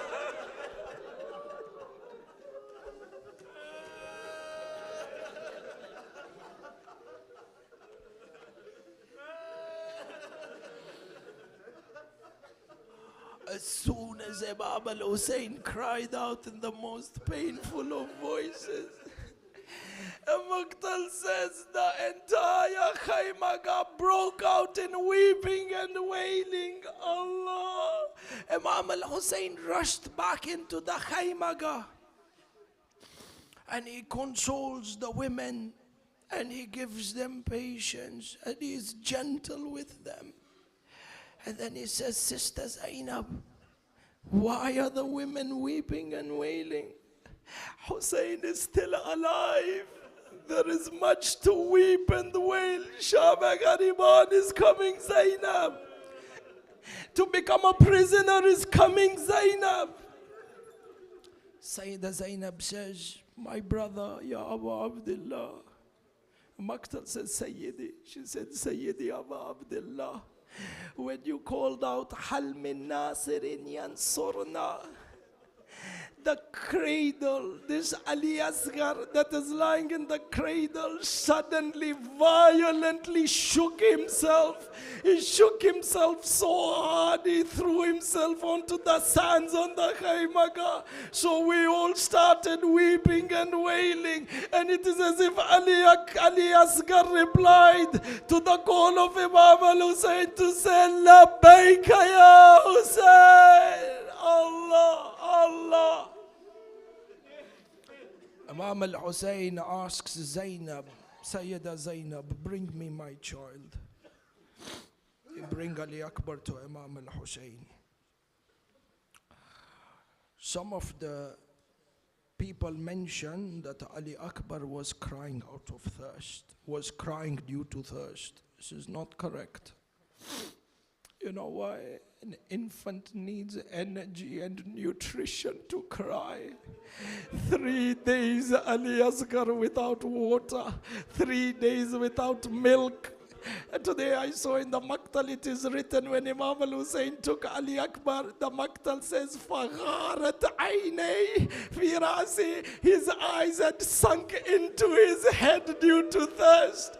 And for a big time Ali Asghar was unconscious, which is why the women and the children started weeping and wailing. A child that is almost dead, that doesn't have energy to cry, how did it throw itself off the cradle? Allah, Allah, Shiat Ali Muhammad. Sayyida Zainab gives Imam al-Hussein, the infant Hazrat Ali Asghar. Imam holds Ali Asghar. Do you know what the Maqtal says? This you are with Imam al-Hussein, Allahu Akbar. The Maqtal says, Imam al-Hussein فَقَبَّلَهُ بَيْنَ عَيْنَيْهِ. He kissed Ali Asghar on the forehead. This is going to hurt you, Shia Ali Muhammad. Sadat, forgive me. Maqtal says over here, فَشَمَّا رَقَبَتَهُ. Imam al-Hussein smelt the neck of Ali Asghar. You sent Ali Asghar, let me smell you one more time.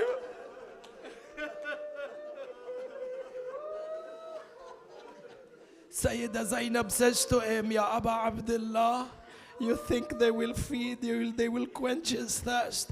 Imam al-Hussein says, let me go to the Maidan. Hamid ibn Muslim says, we saw Hussein ibn Ali after all his companions and family members were killed, walking into the Maidan wearing an abba. Generally the abba is not worn during war. It is only worn for peace. It's a symbol of peace in the symbolism of libas. So Imam al-Hussein came with an abba. Hamid ibn Muslim says, I saw him walking with an abba and he had something underneath his abba. Hamid says, I thought perhaps Hussein ibn Ali has come with the Quran. Now that everybody is killed, he will try to convince them through the Quran to let him live. He says, I went closer, I saw it's not a Quran. This Imam al-Hussein is holding his infant baby. Imam al-Hussein was protecting Ali Asghar from the rays of the sun with his Abba. Allah, Ya Aba Abdullah, you cannot withstand the sun's rays burning the skin of Ali Asghar. What will happen when the arrow of Karbala comes? Allah, Allah. The delicate heart of Imam al-Hussein. He comes to the Maidan. Intum Shabab, all of you are in Maqam Ali Asghar now, huh? Allahu Akbar. Imam al-Hussein comes to the people and he lifts up Ali al-Asghar and he says to them, Ya Nas, قد قتلتم إخواني وقتلتم أبنائي وأبناء أعمائي وأصحابي. He says to them that you have killed my brothers and my family members and my companions, and there is no one remaining in the tents except my women and my children, and from amongst the children is this infant. He says to them, فَإِسْكُوهُ شَرْبَةً مِّنَ الْمَاءِ. Feed him, quench him, one drop of water. Mazloom Imam, Allah. They look at him, Imam al-Hussein then says to them, if you don't have mercy over me, if you don't want to show mercy towards me, he says, Irham hadha tifl, have mercy on the infant. He raises Ali Asghar, the Maqtal says, Ali Asghar turned his head slightly, the neck slightly towards the side of the enemies, and it removed the tip of the tongue as if to tell the enemies, Ana Atsha.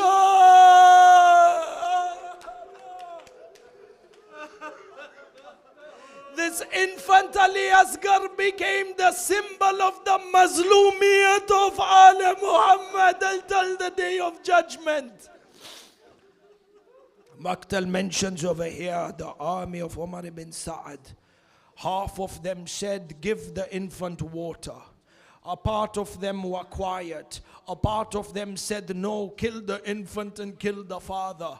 And a severe quarreling and argument broke out between the cavalry that was over there.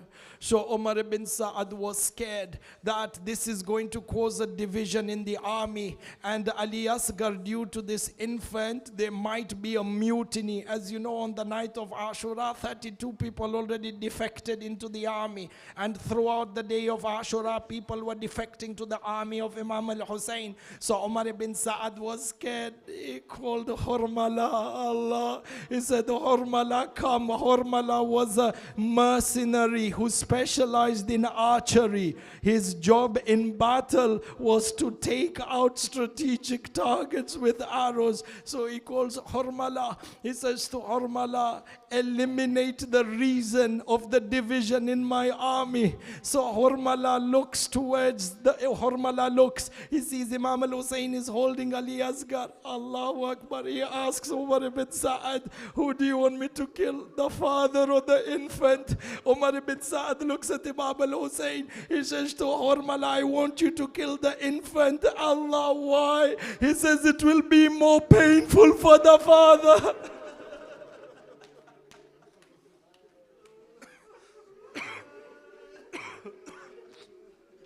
Allahu Akbar. Matamis, the Maktal mentions over here, Hurmala himself. This is a statement, enemy statement himself. Statement from the enemy. Hurmala says, I launched my arrow into the bow and I was looking at the body of Ali Asghar. Where should I strike this infant so that with one strike I can end this ordeal? And he says, as I was thinking where I should strike the baby, a warm breeze blew across the plains of Karbala. And then the shawl that was around the neck of Ali Asghar got raised up. Hurmala says, I saw the tender neck of Ali Asghar that was shining like a silver jug. Allah ya Shia. Maktal mentions Hurmala shot the arrow towards Ali Asghar. Over here, there are two riwayat. The first riwayah says, فَذَبَحَهُ مِنَ الْوَرِيدِ إِلَى الْوَرِيدِ, that it shattered the jugular veins of Ali Asghar, entering one side of the neck, coming out of the other.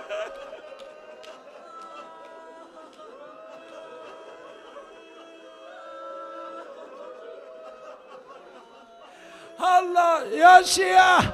There is a second narration that says that when Hurmala struck the arrow, فَذَبَحَهُ مِنَ الْأُذْنِ إِلَى الْأُذُنِ, it pierced one ear and the tip came out from the other ear.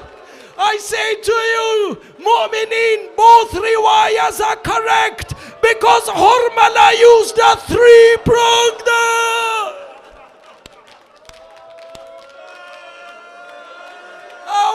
Mazluma. I Mazlum Imam.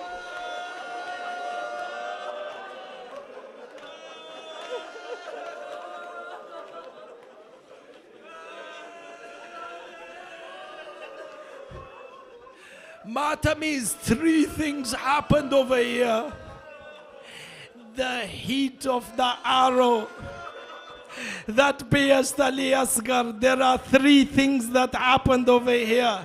The first one, the Maktal says, when the arrow pierced the neck of Ali Asghar, the reaction of Ali Asghar, the Maktal says, فَكَانَ الرَّذِي يُرَفْرَفْ يَدَيْهِ بَيْنَ يَدَيْ أَبِيهِ.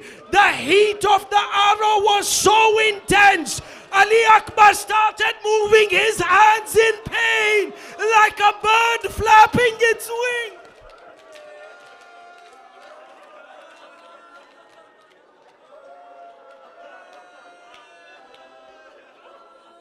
Ya Sahib al-Zaman.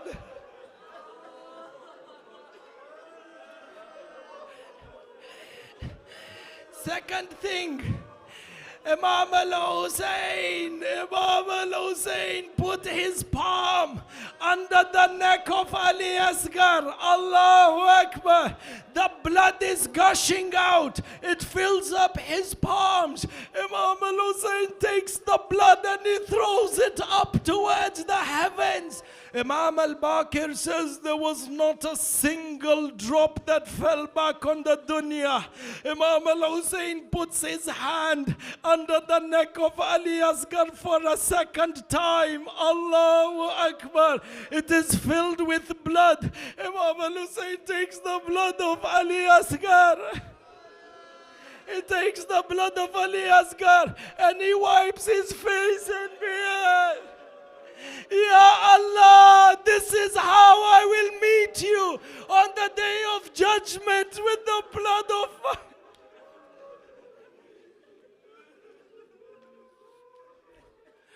Shiat al Muhammad. What a big arrow it was. What a tender neck this was. Allah, Allah, so much blood from such a tiny neck. Imam Sahib al-Zaman in Ziyarat al-Nahiya says, when he sends salam on Ali Asghar, he says, As-salamu ala al-mutashahhitu bidame. Salam on the infant that was washed in its own blood. This tragedy is so azim on Imam al-Hussein. This tragedy is so great on Imam al-Hussein. La, la, la, la. This tragedy is so painful for Imam al-Hussein that from this entire Maqtal on the day of Ashurah, it is on the Maqtal of Ali Asghar, a call came out from the heavens, Tasliya for Imam al-Hussein. A call came out from the heavens, Da'hu ya Hussein, let go of him ya Hussein. Indeed, there is a nurse for him in Jannah.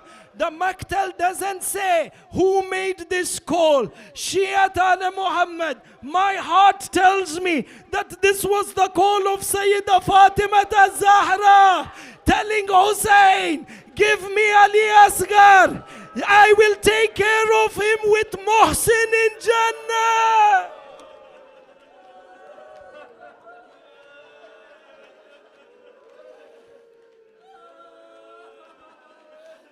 Imam al-Hussein has seen what he has seen and the azama of this tragedy. Imam al-Hussein is walking back to the Khaymaga. Allahu Akbar. Imam al-Hussein is walking to the Khaymaga. 7 times Imam al-Hussein took a step forward. 7 times Imam al-Hussein returned his leg back. Each time Imam said, Inna lillah wa inna ilayhi rajiun. The tragedy is great. Allahu Akbar. Don't ask me how Imam al-Hussein reaches the Khaymaga. This is the final part of the Masa'ib and Masa'ib Tamam. Allahu Akbar. Shiat al Muhammad, when Imam al-Hussein reached the Khaymaga, then Maqtal says, Sayyida Zainab came running out of the door and she saw Ali Asghar. The Maqtal says, the only thing joining the head of Ali Asghar with the body of Ali Asghar was that 3-pronged arrow. So when Zainab saw it, she held the baby and she cried out, Wa Muhammada! My grandfather Rasulallah. Imam al-Hussein says to Zainab, take Ali Asghar. If Rubab sees the baby, Rubab will die out of grief.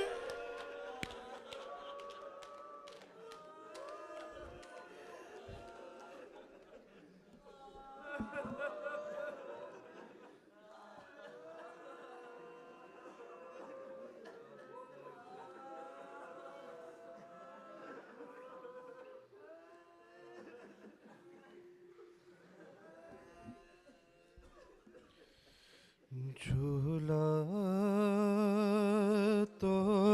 नजर आएगा, असग़र ना मिलेगा, झूला तो नजर आएगा, असग़र ना मिलेगा। अब झूला झुलाने को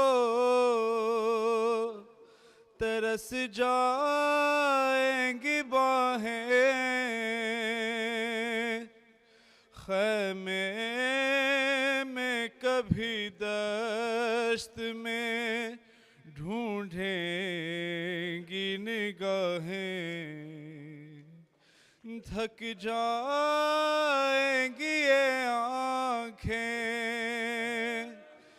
थक जाएंगी ये आँखें, असग़र ना मिलेगा, असग़र ना मिलेगा।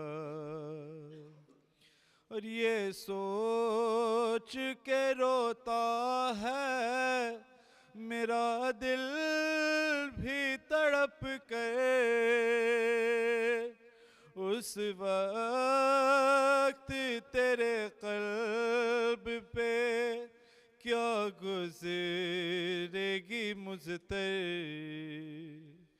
जब रातों को पहलू में, जब रातों को पहलू में असग़र ना मिलेगा, असग़र ना मिलेगा। और क्या वक्त मुसीबत है ज़रा देख ए दुखिया, कल झूले में बेशीर था और पानी नहीं था, मिल जाएगा जब पानी, मिल जाएगा जब पानी, असग़र ना मिलेगा, असग़र ना मिलेगा। और साए मैं न जाऊंगी, तू घर लौट के आ जा, हर वक्त तेरे होंठों पर होगा यही नौहा, बिन तेरे सुकुमा को, बिन तेरे सुकुमा को असग़र ना मिलेगा, असग़र ना मिलेगा, झूला तो नजर आएगा, असग़र ना मिलेगा। या हुसैन, या हुसैन,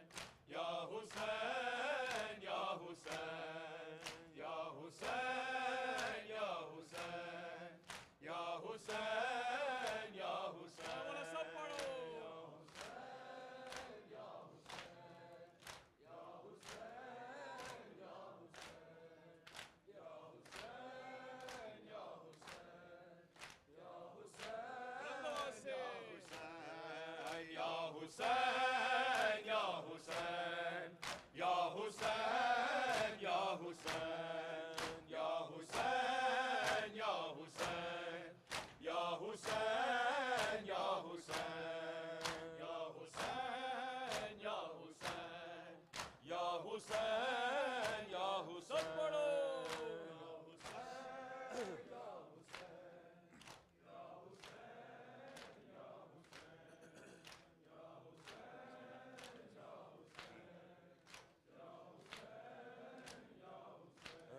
या हुसैन या हुसैन या हुसैन या हुसैन या हुसैन या हुसैन या हुसैन या हुसैन या हुसैन या हुसैन या हुसैन या हुसैन या हुसैन या हुसैन या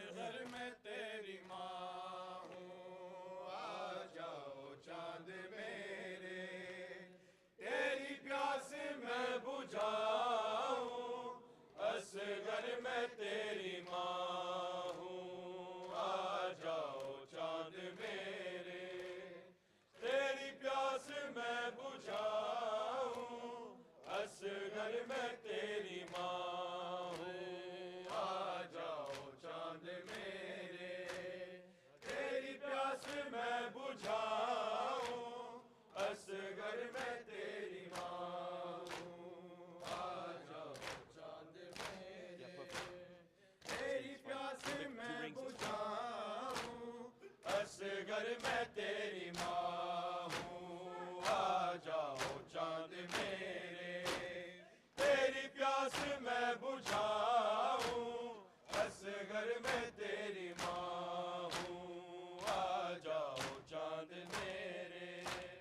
तेरी प्यास मैं बुझाऊं असगर मैं तेरी माँ हूँ आ जाओ चांद मेरे तेरी प्यास मैं बुझाऊं असगर मैं तेरी माँ हूँ आ जाओ चांद मेरे तेरी प्यास मैं बुझाऊं असगर मैं तेरी माँ हूँ आ जाओ चांद मेरे तेरी प्यास मैं बुझाऊं असगर मैं तेरी माँ हूँ आ जाओ चांद मेरे तेरी प्यास मैं बुझाऊं असगर मैं तेरी माँ हूँ आ जाओ चांद मेरे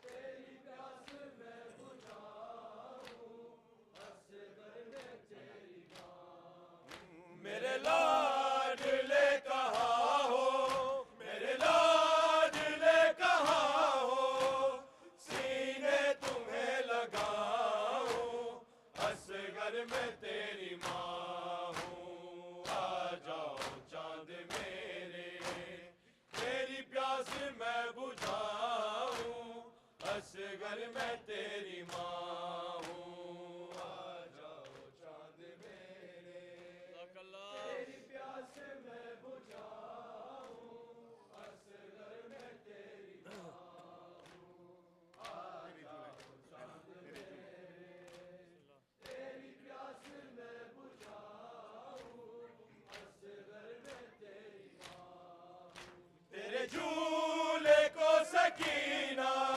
रो रो के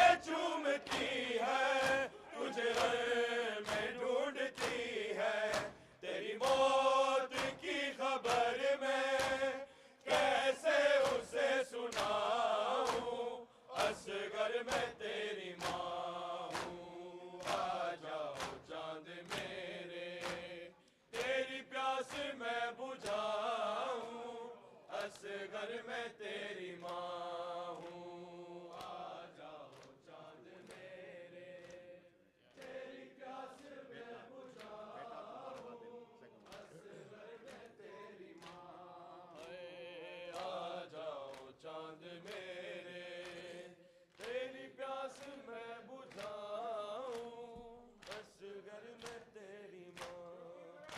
बेटा तुम्हारा कातिल मेरे सामने खड़ा है, जाने क्यों हंस रहा है, चादर भी लुट गई है, मुंह किस तरह छुपाऊं, असगर मैं तेरी माँ हूँ, आ जाओ चांद मेरे, तेरी प्यास मैं बुझाऊं, असगर मैं तेरी माँ हूँ, आ जाओ चांद मेरे, तेरी प्यास मैं बुझाऊं, असगर मैं तेरी माँ हूँ, आ जाओ चांद मेरे, तेरी प्यास मैं बुझाऊं, असगर मैं तेरी माँ। नेज़े से गिर रहा है नन्हा सा सर तुम्हारा, दिल रोता है हमारा, मेरे हाथ तो बंधे हैं, सर किस तरह उठाऊं, असगर मैं तेरी माँ हूँ, आ जाओ चांद मेरे, तेरी प्यास मैं बुझाऊं, असगर मैं तेरी माँ हूँ, आ जाओ चांद मेरे, तेरी प्यास मैं बुझाऊं, असगर मैं तेरी माँ हूँ, आ जाओ चांद मेरे, तेरी प्यास मैं बुझाऊं, असगर मैं तेरी माँ। झूले के साथ बेटा मेरे हाथ जल गए हैं, जालिम भी हंस रहे हैं, तेरी आखिरी निशानी किस तरह से बचाऊं, असगर मैं तेरी माँ हूँ, आ जाओ चांद मेरे, तेरी प्यास मैं बुझाऊं, असगर मैं तेरी माँ हूँ, आ जाओ चांद मेरे, तेरी प्यास मैं बुझाऊं, असगर मैं तेरी माँ हूँ। लगता है माँ से असगर नाराज हो गया है, मकतल में सो गया है, ढूंढूं कहाँ मैं उसको और किस तरह जगाऊं, असगर मैं तेरी माँ हूँ, आ जाओ चांद मेरे, तेरी प्यास मैं बुझाऊं, असगर मैं तेरी माँ हूँ, आ जाओ चांद मेरे, तेरी प्यास मैं बुझाऊं, असगर मैं तेरी माँ हूँ। मेरी जान जा रही है ये सोच सोच असगर, इस फूल से गले पर ये तीर कैसे झेला, बहनों को क्या बताऊं, असगर मैं तेरी माँ हूँ, आ जाओ चांद मेरे, तेरी प्यास मैं बुझाऊं, असगर मैं तेरी माँ हूँ, आ जाओ चांद मेरे, तेरी प्यास मैं बुझाऊं, असगर मैं तेरी माँ हूँ। जब रात होगी रन में हो जाएगा अंधेरा, डरना नहीं है बेटा, दादी कहेगी तुमसे, आ मैं तुझे सुलाऊं, असगर मैं तेरी माँ हूँ, आ जाओ चांद में जाऊं, असगर मैं तेरी माँ हूँ।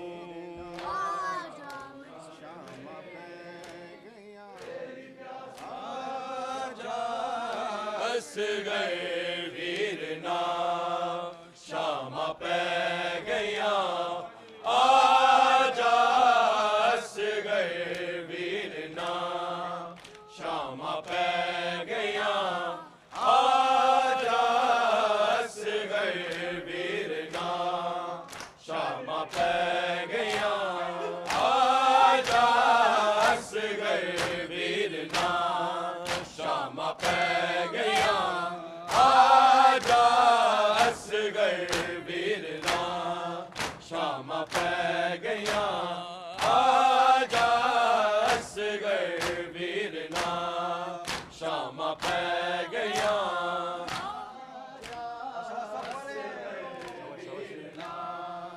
शामा पै गया। बोलो सारे आजा असगर वीरना शामा पै गया, आजा असगर वीरना शामा पै गया, आजा असगर वीरना शामा पै गया, आजा असगर वीरना शामा पै गया, आजा असगर वीरना शामा पै सब पढ़ो, आजा असगर वीरना शामा पै गया, आजा असगर वीरना शामा पै गया।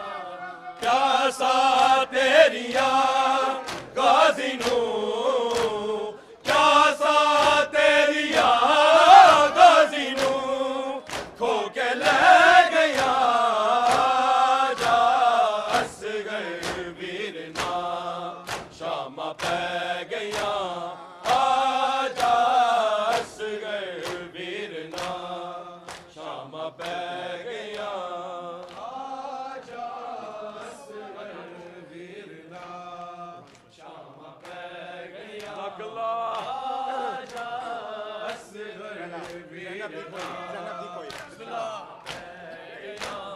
ज़ैनब दी कोई पेश न जावे, पल पल याद अब्बास दी आवे, भैड़ा रोंदिया पिट दिया, भैड़ा रोंदिया पिट दिया, हाय रह गया, आजा असगर वीरना शामा पै गया, आजा असगर वीरना शामा पै गया, आजा असगर वीरना शामा पै गया। ज़ैनब दी कोई पेश न जावे, पल पल याद अब्बास दी आवे, भैड़ा रोंदिया पिट दिया, भैड़ा रोंदिया पिट दिया, हाय रह गया, आजा असगर वीरना शामा पै गया, आजा असगर वीरना शामा पै सब पढ़ो आजा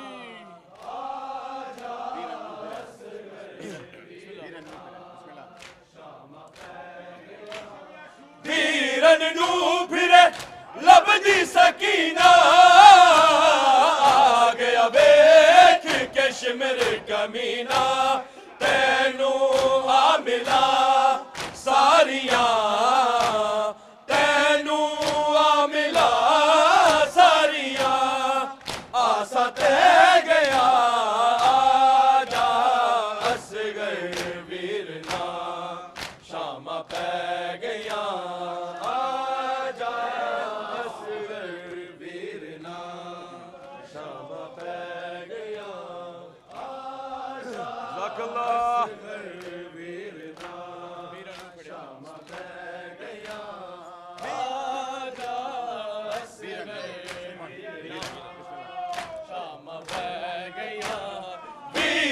नू फिरे लब जी सकीना आ गया वेख के शिमर कमीना तैनू आ मिला सारिया तैनू आ मिला सारिया आसा ते गया आजा असगर वीरना शामा पै गया आजा असगर वीरना शामा पै गया आजा असगर वीरना शामा पै गया प्यासा तेरिया गाजी नू प्यासा तेरिया गाजी नू खो के ले गया जा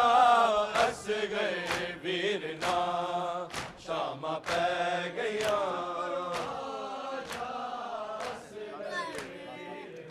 जज़ाकल्लाह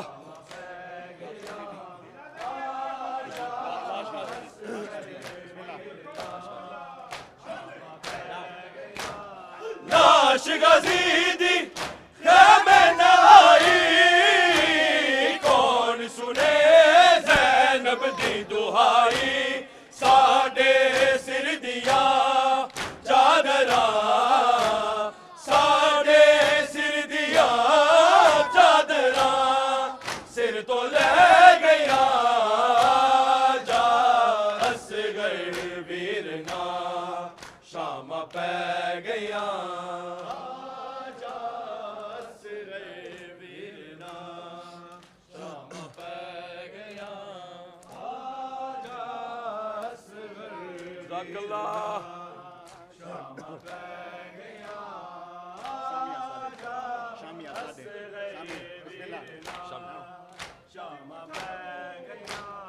शामिया साडे बुरके उतारे असा बल वेख के हस दे तो सारे संग दिया बारिशा भी असी संग दिया बारिशा भी असी तन ते सह गया जा असगर वीरना शामा पै गया जा असगर वीरना शामा पै गया जा असगर वीरना शामा पै गया खैमे भी सारे चादर लुटिया गाजी ओन दिया आसा मुकिया बन के कैदना उठाते बन के कैदना उठाते जाके बह गया जा असगर वीरना शामा पै गया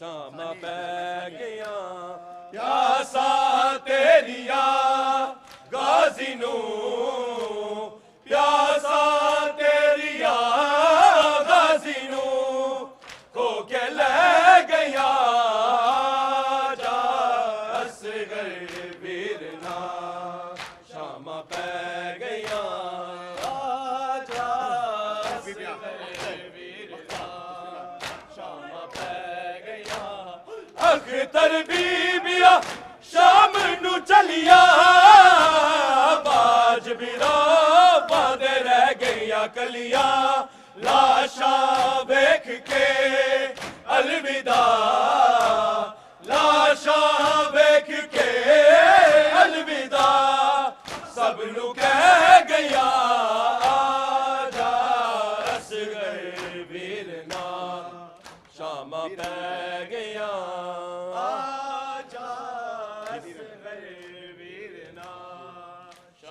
पै गया आजा असगर वीरना शामा पै गया आजा असगर वीरना शामा पै गया वीर लब दी सकीना आ गया वेख के शिमर कमीना तैनू आ मिला सारिया तैनू आ मिला सारिया आसा तै गया जा असगर वीरना शामा पै गया जा असगर वीरना शामा पै गया जा असगर वीरना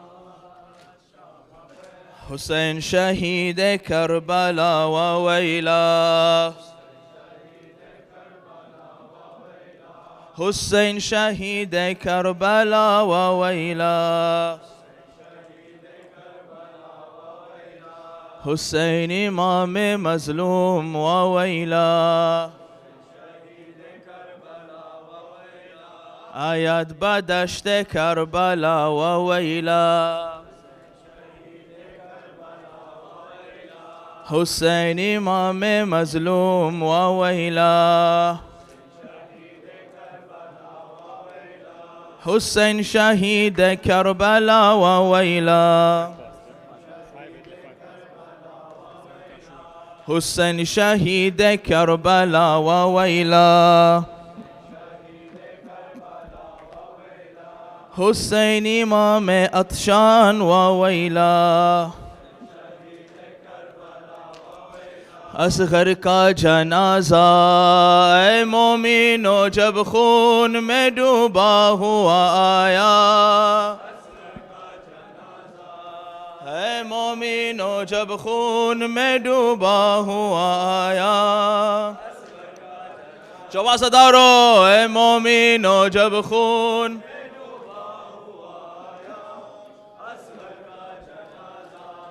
शबीर ने रो रो के कलेजे से लगाया असगर का जनाजा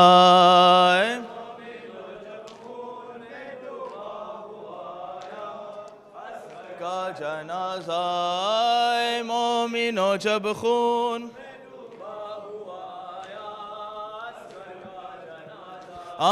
बेशीर की मैयत पे जो ज़ैनब ने नजर की रो रो के ये बोली ए बीबी ओ लो खून में डूबा हुआ आया असगर का जनाजा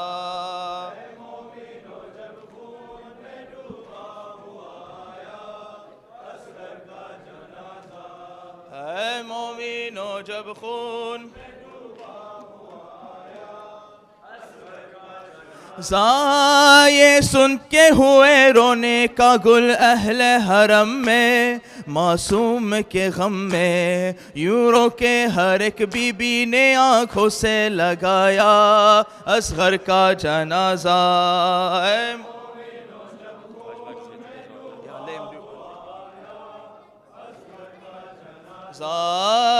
मोमिनो जब खून बेशीर की मैयत पे जो ज़ैनब ने नजर की रो रो के ये बोली ए बीबी ओ लो खून में डूबा हुआ आया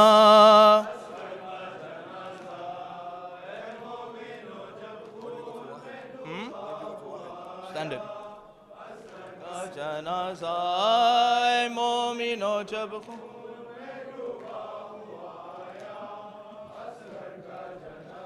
ये फलक से आती थी सदा कुतिलल हुसैन बिकरबला ये फलक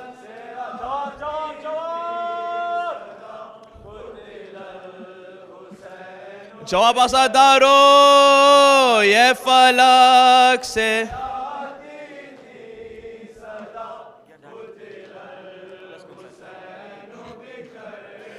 ला बुझे बांध है हुए शम्मे दी हुए बिन इमाम के मोमिनीन ज़ुबिहल हुसैन बिकरबला कुतिलल हुसैन बि लाए फलक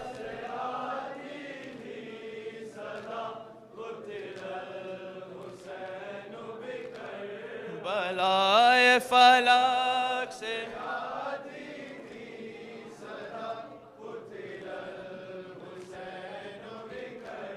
बला बुझे बाद है हुए शम्मे दी हुए दिन इमाम के मोमिनीन ज़ुबिहल हुसैन बि करबला कुतिलल हुसैन बि बलाए फलक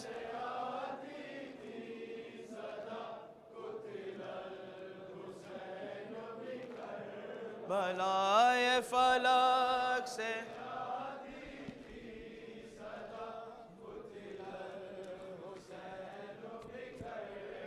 ला सर पीट के बोले हरम आया लम्मा अब्बास का सर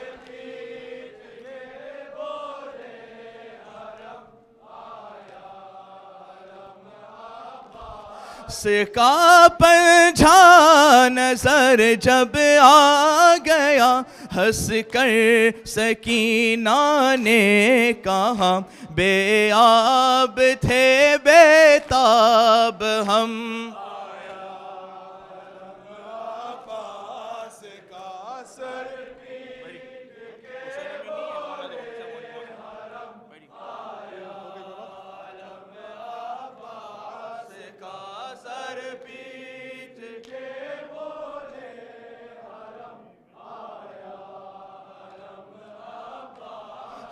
कामश की ज़बिनते शाह का जो बे अलम से है बंदा किस शान से अहले गम आया आलम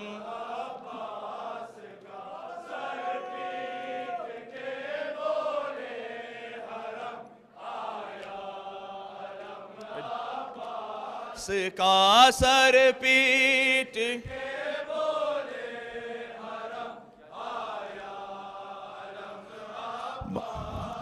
का मारा गया तेरा चाचा जा अपनी की तुझ पर फिदा देने को दर्द और जो गम आया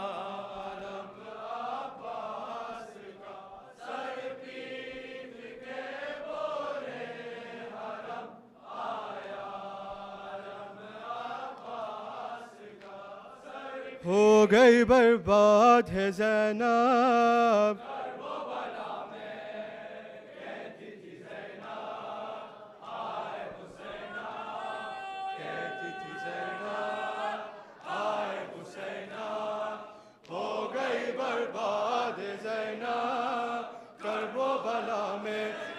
शेरे मदीना नन्ही सकीना ढूंढती है बाप का सीना करबो बला में कहती थी ज़ैनब हाय हुसैना कहती थी ज़ैनब हाय हुसैना हो गई बर्बाद है ज़ैनब करबो बला में लैला की उम्मीद अकबर की जवानी हो गई बर्बाद है ज़ैनब करबो बला में कहती थी ज़ैनब हाय हुसैना कहती थी ज़ैनब हाय हुसैना हो गई बर्बाद है ज़ैनब करबो बला में तीरों पे असगर नेज़े पे अकबर तीरों पे असगर नेज़े पे अकबर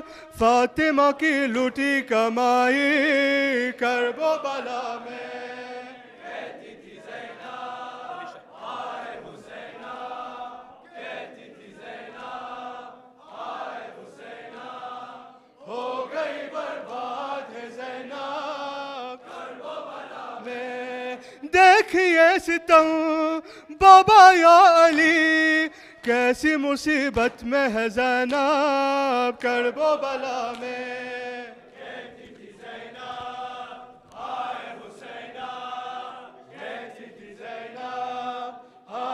हुसैनब हो गई बर्बाद है ज़ैनब करबला में।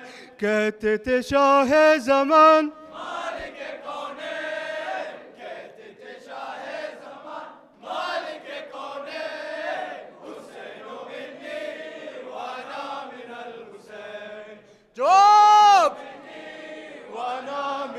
हुसैन, कहते थे शाह ज़मान मालिक कौने, कहते थे शाह ज़मान मालिक कौने, हुसैनो मिन्नी वाना मिनल हुसैन। मौला ने सर कटा दिया इस्लाम के लिए, गुर्बत में घर लुटा दिया इस्लाम के लिए, हुसैनो मिन्नी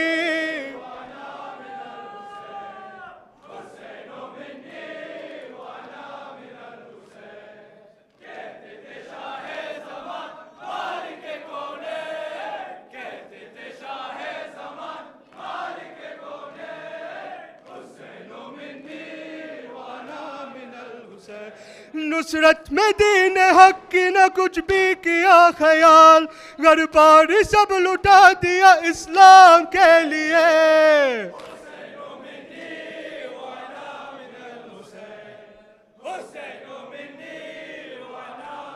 जवाब आजादारो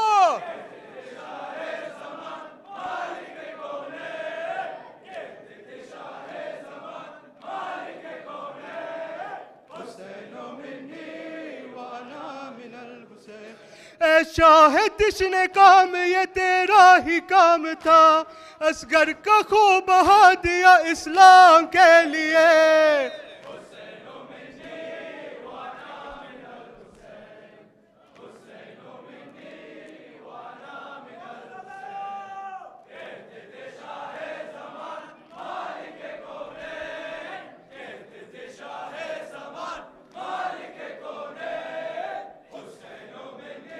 अल्लाह क्या जिगर था जफा में हुसैन का, अल्लाह क्या जिगर था हुसैन का, खून था सबील राह खुदा में हुसैन का, खून था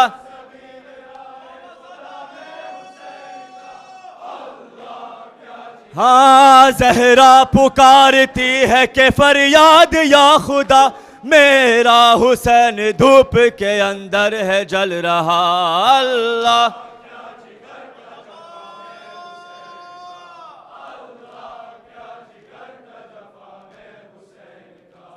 खून था सबील राह खुदा में हुसैन का, खून था सबील राह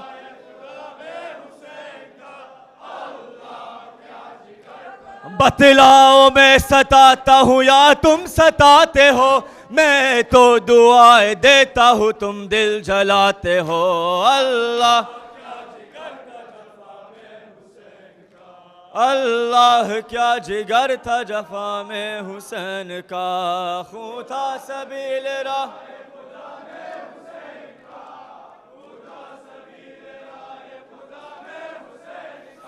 अल्लाह क्या जिगर था, दरिया बिरो दिया समंदर बिरो दिया, नाजुक गले को देख के खंजर बिरो दिया।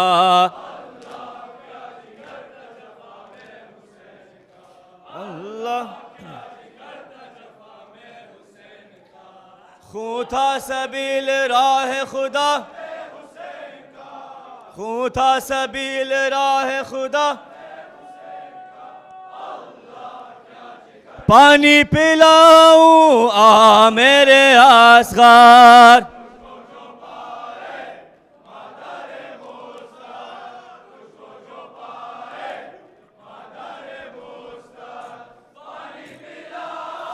आ मेरे असगर, आ मेरे असगर, झूला झूलाऊं दूध पिलाऊं आ मेरे असगर, तुझको जो पाए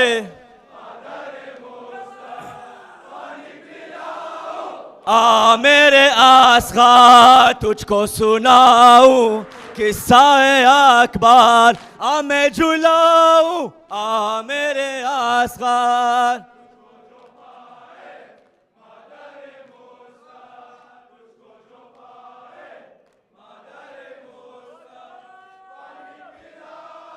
आ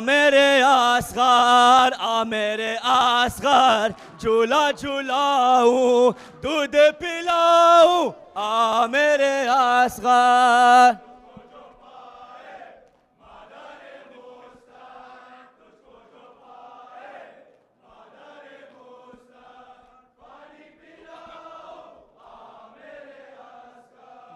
ऐशिया बेजंजार ऐ सिते पैगंबर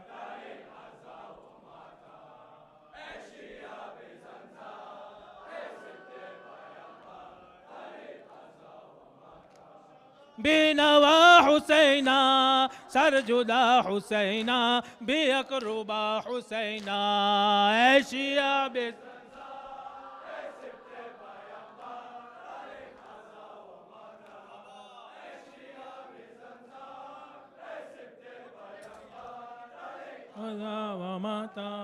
ए ज़ैनब नाचार ए आबिद बीमार ए सुकैना ए ज़ार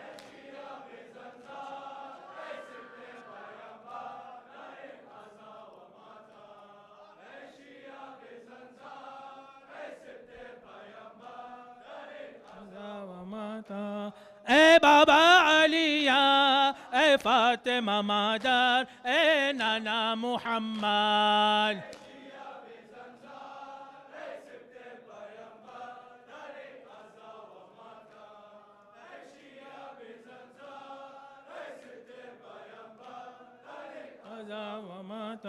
अली अकबर लैला नूरे चश्मा लैला माहे अनवर लैला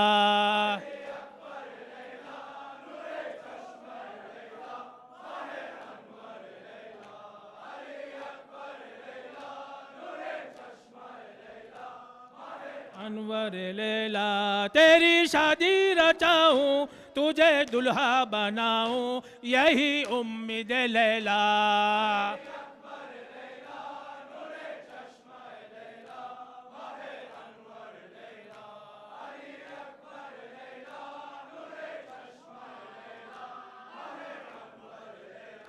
तुझे मेहंदी लगाऊं दुल्हन शादी में लाऊं यही दर्द है लैला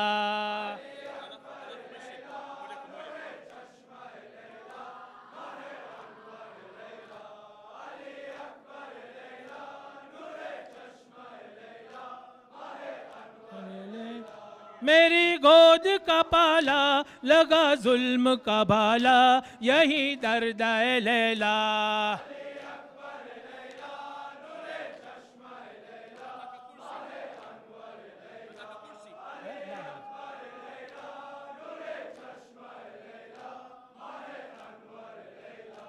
बिशन बिशन बिशन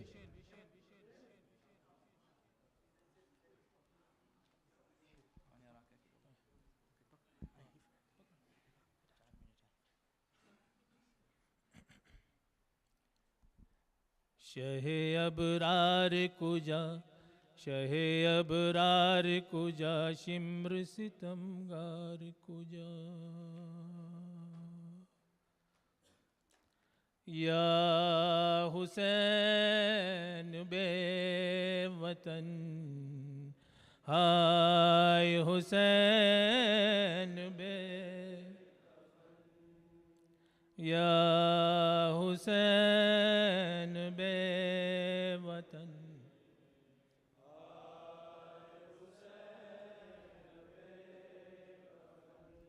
लाजिम न था ये चर के सितमगर के वास्ते आबे फुरात शाम के लश्कर के वास्ते यारो ख्याल बेकसिए शे करो ज़रा वो धूप दोपहर के वो सहराए करबला वो लो वो खाक दश्त की वो गर्मी हवा, इस धूप में खड़ा है सुलेमान करबला। या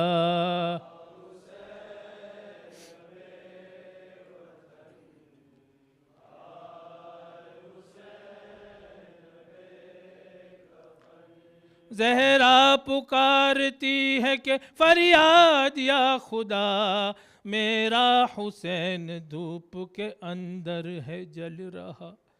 मजलूम कह रहा था कि मैं प्यासा प्यासा हूँ, मजलूम कह रहा था कि मैं प्यासा प्यासा हूँ।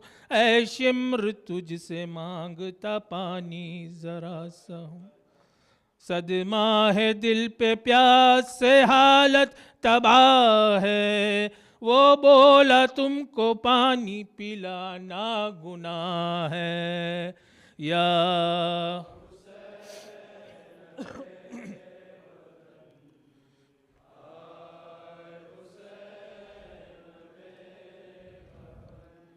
बतलाओ मैं सताता हूँ या तुम सताते हो, मैं तो दुआएं देता हूँ तुम दिल जलाते हो। मुझको नहीं रुलाते नबी को रुलाते हो, ये तीर फातिमा के जिगर पर लगाते हो। जब हम न होएंगे तो किसे तुम सताओगे, पानी किसे दिखा के ज़मीं पर बहाओगे।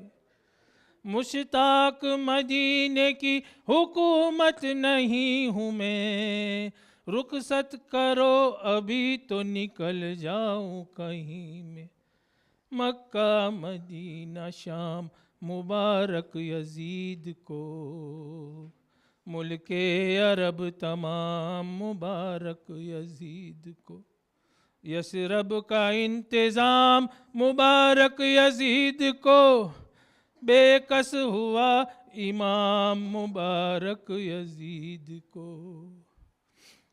तन्हा सिपाही शाम में जब गिर गिराए हुसैन, और जख्मी से नाखून पा तक हुआ हुसैन। चारों तरफ को देख के कहने लगा हुसैन, ए जालिमों बेआसना गरीब है हुसैन। तरपा इधर तो खाक में ज़हरा का लाडला, खंजर बकफ उधर से बरा शिम्र बेहया। हाय हाय मैं किस जुबां से कहूँ वाह मुसीबता, सर काटने को सीने शब्बीर पे आ चढ़ा। कातिल तू कत्ल करने में कुछ शक न कीजियो, खंजर तुझे खुदा की कसम मुँह न मोड़ना। दरिया भी रो दिया समंदर भी रो दिया, नाजुक गले को देख के खंजर भी रो दिया। रुलवाऊंगा बतूल को इन सब के सामने, काटूंगा हल्क आपका ज़ैनब के सामने। अहमद के बोसाग पे खंजर फिरा दिया, रगड़े पे रगड़े देने लगा बानिए जफा। अला कद कुतिल अल हुसैन बिकरबला, अला कद ज़ुबिह अल हुसैन बिकरबला। शहे अबरार कुजा, शहे अबरार कुजा, शिम्र सितमगार गर्दने शाह कुजा, गर्दने शाह कुजा, खंजर बेपीर कुजा। सीना शब्बीर कुजा, सीना शब्बीर कुजा, खंजर खूंखार कुजा। ज़ैनबेज़ार कुजा, ज़ैनबेज़ार कुजा, कूचा बाजार कुजा। सिलिए शिम्र कुजा, इसीलिए शिम्र कुजा सकीना जार कुजा अज चाहे खलखान जहाँ आदम व हवा व सुलेमान व ज़बीहुल्लाह व कुर्बान दीगर यूसुफ किन्नान दीगर ख़त्म रसूलान शरीफान अमीरान दीगर जिन्नो परियान दीगर जन्नत व रिजवान दीगर हूरो व गिलमान अमा हो फिनानन अमा नौहा कुनानन अमा सीना जनादम मनदानम चिकुनम हाय हुसैनम हुसैन हाय हुसैनम हुसैन गौहरे वाला निजाम हाय हुसैनम हुसैन हाय हुसैनम हुसैन मन्निदुनम चिकुनम शहर सफ़े करबला महवे सिपर एहतिसाम अब तो जरा खेमे में आओ गाजी अब तो जरा खेमे में आओ अब तो जरा खेमे में टुकड़े हुए तेरे मशको अलम के कुर्बान है तेरे बाजू कलम के ज़ैनब को बाजू दिखाओगा अब तो जरा खेमे में आओ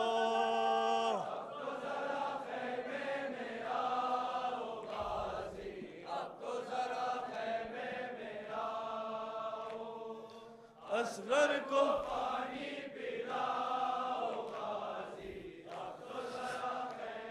मशके सकीना खाली पड़ी है अम्मू की लाडली ढूंढ रही है प्यासी को तुम ही संभालो गाजी अब तो जरा खेमे में आओ अब तो जरा खेमे में आओ गाजी अब तो जरा असगर को पानी पिलाओ गाजी अब टुकड़े हुए तेरे मशको अलम के कुर्बान है तेरे बाजू कलम के ज़ैनब को प्यास संभालो गाजी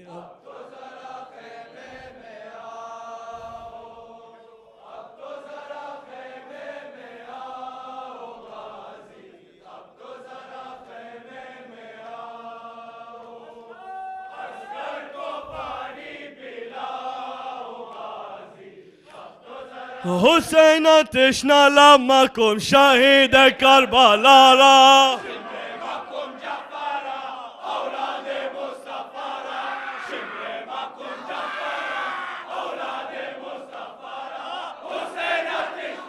मकुम शिमरे लाई दगारा खौफ कुन अज खुदारा बाबे सकीना जार मकुश्ता है खुदारा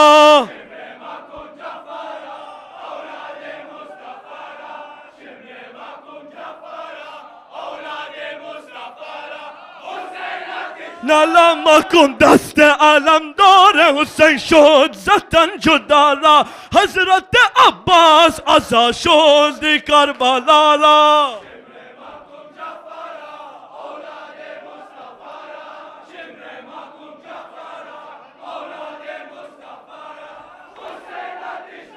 मकुम दस्त अलम दौर हुसैन शोद जतन जुदारा हजरत अब्बास अजा शोद करबला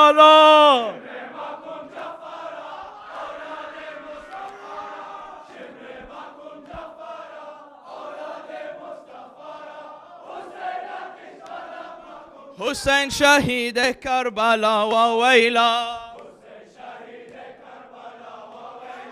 अब्बास अलम दارم چی شد و ویلا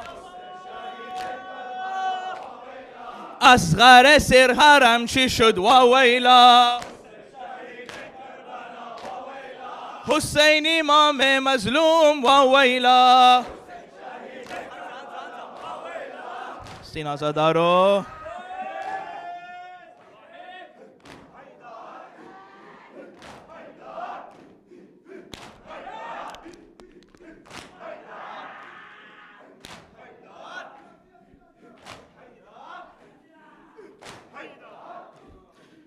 با فاغن گفتین زینب محزون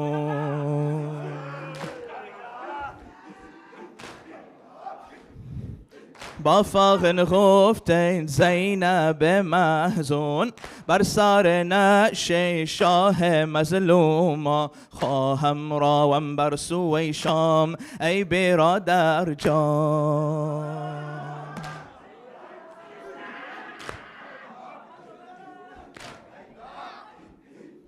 با فاغن گفتین کلثوم افغار با فاغن گفتین کلثوم افغار بر سر نعش میر علمدار ای برادر من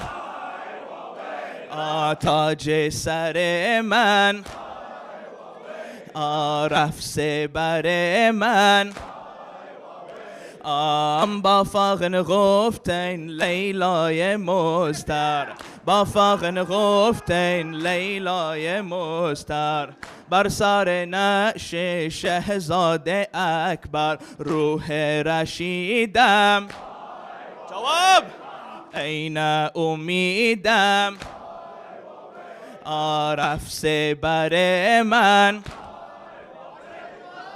من که عباس علمدار حسینم ای کن من که عباس علمدار حسینم من که سقای یتیمان حسینم ای کن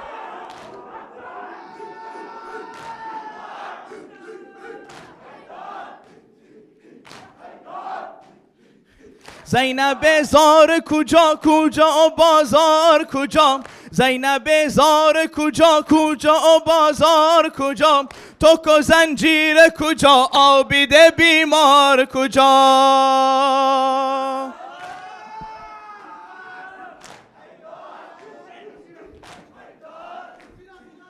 قتل فرزند رسول ثقلیلم ای کن قتل فرزند رسول ثقلیلم ای کن نور چشم اسدالله حسینم ای کن مرحبا ایها الناس شما را به حق پهلو مجروح بطول ایها الناس شما را به حق پهلو مجروح بطول شاد بخشا دل ناشاد علی اکبر را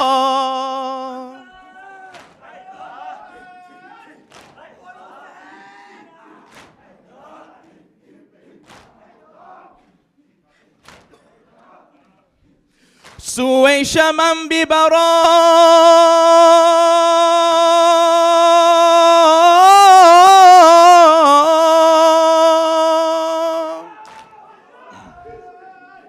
این کوفی و با شور و شیر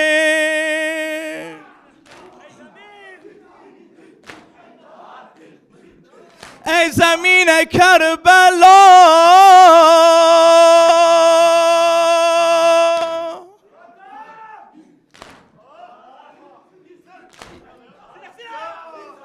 قد قتل الحسين بكربلا يا حسين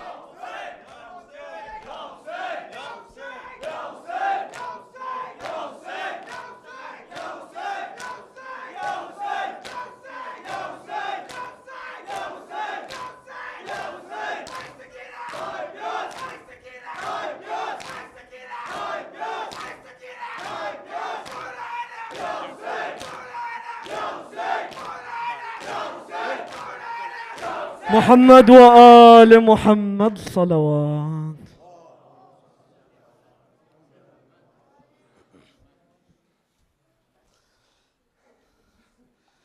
السلام عليك يا رسول الله، السلام عليك يا أمير المؤمنين، السلام عليك يا فاطمة الزهراء سيدتي نساء العالمين، السلام عليك يا خديجة الكبرى أم المؤمنين، السلام عليك يا حسن المجتبى زيارة عاشوراء، السلام عليك يا أبا عبد الله، السلام عليك يا ابن رسول الله، السلام عليك يا خيرة الله وابن خيرته، السلام عليك يا ابن أمير المؤمنين وابن سيد الوصيين، السلام عليك يا ابن فاطمة سيدتي نساء العالمين، السلام عليك يا ثار الله وابن ثاره والوتر الموتور،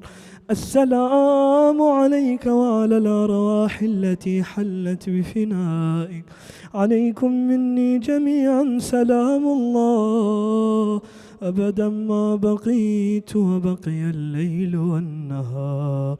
يا أبا عبد الله لقد عظمت الرزية وجلت وعظمت المصيبة بك علينا وعلى جميع أهل الإسلام، وجلت وعظمت مصيبتك في السماوات على جميع أهل السماوات، فلعن الله أمة أسست أساس الظلم والجور عليكم أهل البيت، ولعن الله أمة دفعتكم عن مقامكم وأزالتكم عن مراتبكم التي رتبكم الله فيها، ولعن الله أمة قتلتكم، ولعن الله الممهدين لهم بالتمكين من قتالكم. برئت إلى الله وإليكم منهم ومن أشياعهم وأتباعهم وأوليائهم.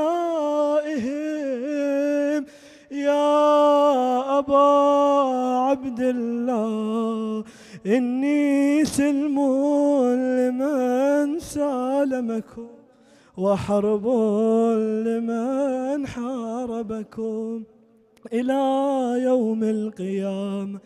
ولعن الله آل زياد وآل مروان، ولعن الله بني أمية قاطبة، ولعن الله ابن مرجانة، ولعن الله عمر بن سعد، ولعن الله شمرا، ولعن الله أمة أسرجت وألجمت وتنقبت لقتالك بأبي أنت وأمي. لقد عظم مصابي بك، فأسأل الله الذي أكرم مقامك وأكرمني بك أن يرزقني طلب ثارك مع إمام منصور من أهل بيت محمد صلى الله عليه وآله. اللهم اجعلني عندك وجيها بالحسين عليه السلام في الدنيا والآخرة. يا أبا عبد الله إني أتقرب إلى الله وإلى رسوله وإلى أمير المؤمنين وإلى فاطمة وإلى الحسن وإليك بموالاتك وبالبراءة ممن قاتلك ونصب لك الحرب، وبالبراءة ممن أسس أساس الظلم والجور عليكم، وأبرأ إلى الله وإلى رسوله ممن أسس أساس ذلك وبنى عليه بنيانا وجرى في ظلمه وجوره عليكم وعلى أشياعكم. برئت إلى الله وإليكم منهم، وأتقرب إلى الله ثم إليكم بموالاتكم وموالاة وليكم، وبالبراءة من أعدائكم والناصبين لكم الحرب، وبالبراءة من أشياعهم وأتباعهم. إني سلم لمن سالمكم وحرب لمن، وولي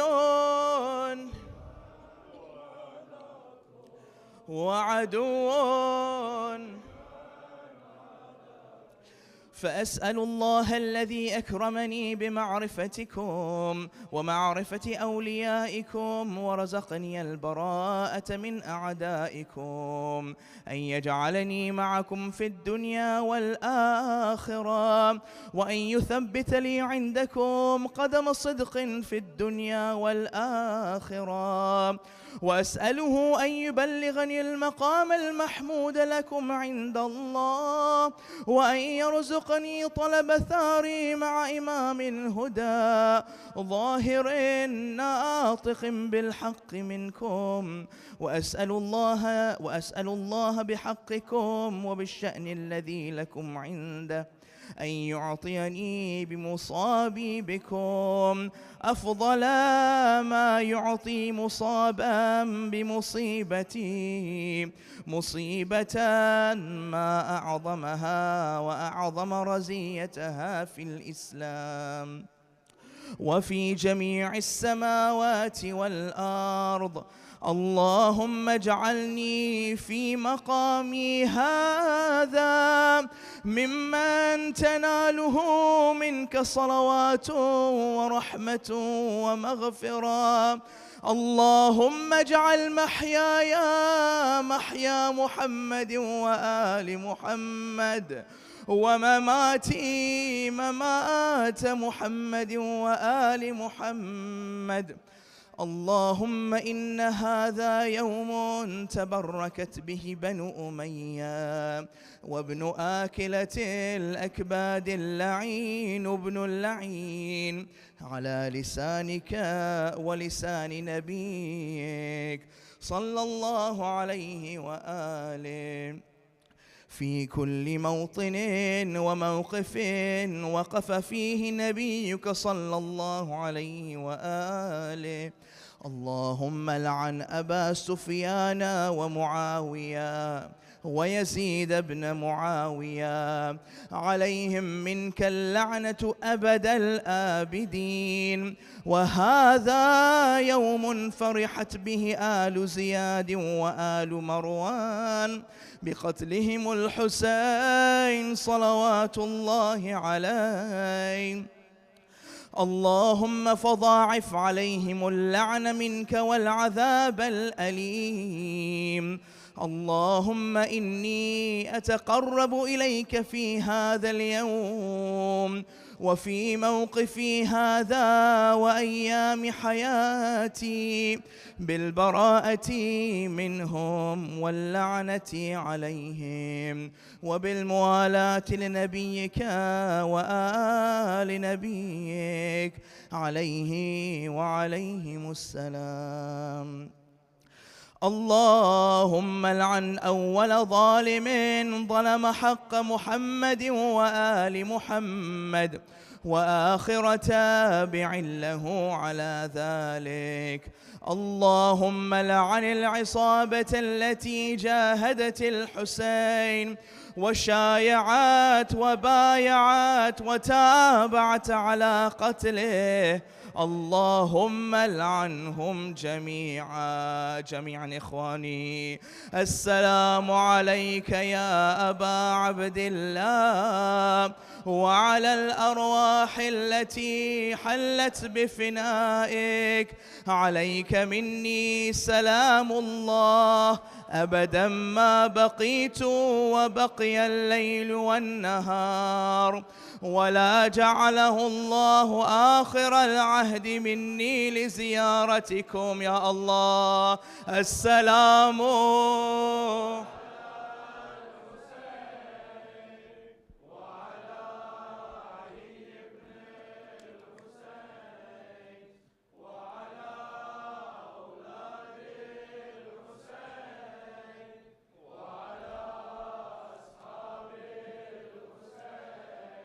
اللهم خص أنت أول ظالم باللعن مني، وابدأ به أولا ثم العن الثانية والثالثة والرابع.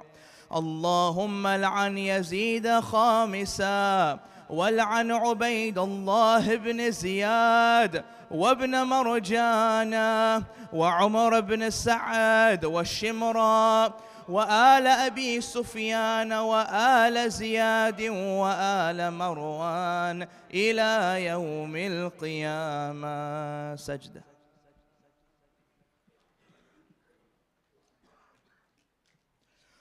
اللهم لك الحمد حمد الشاكرين لك على مصابهم، الحمد لله على عظيم رزيته. اللهم ارزقني شفاعة الحسين يوم الورود، وثبت لي قدم صدق عندك مع الحسين وأصحاب الحسين الذين بذلوا مهجهم دون الحسين عليه السلام. ربنا تقبل منا إنك أنت السميع العليم، وتب علي إنك أنت التواب الرحيم. السلام على التسعة المعصومين من ذرية الحسين، علي بن الحسين ومحمد بن علي وجعفر بن محمد وموسى بن جعفر وعلي بن موسى ومحمد بن علي وعلي بن محمد والحسن بن علي. السلام عليك يا حجة الله يا ابن الحسن، يا صاحب العصر والزمان، أحسن الله لك العزاء في جدك الحسين، عجل الله لك ما وعدك من النصر وظهور الأمر.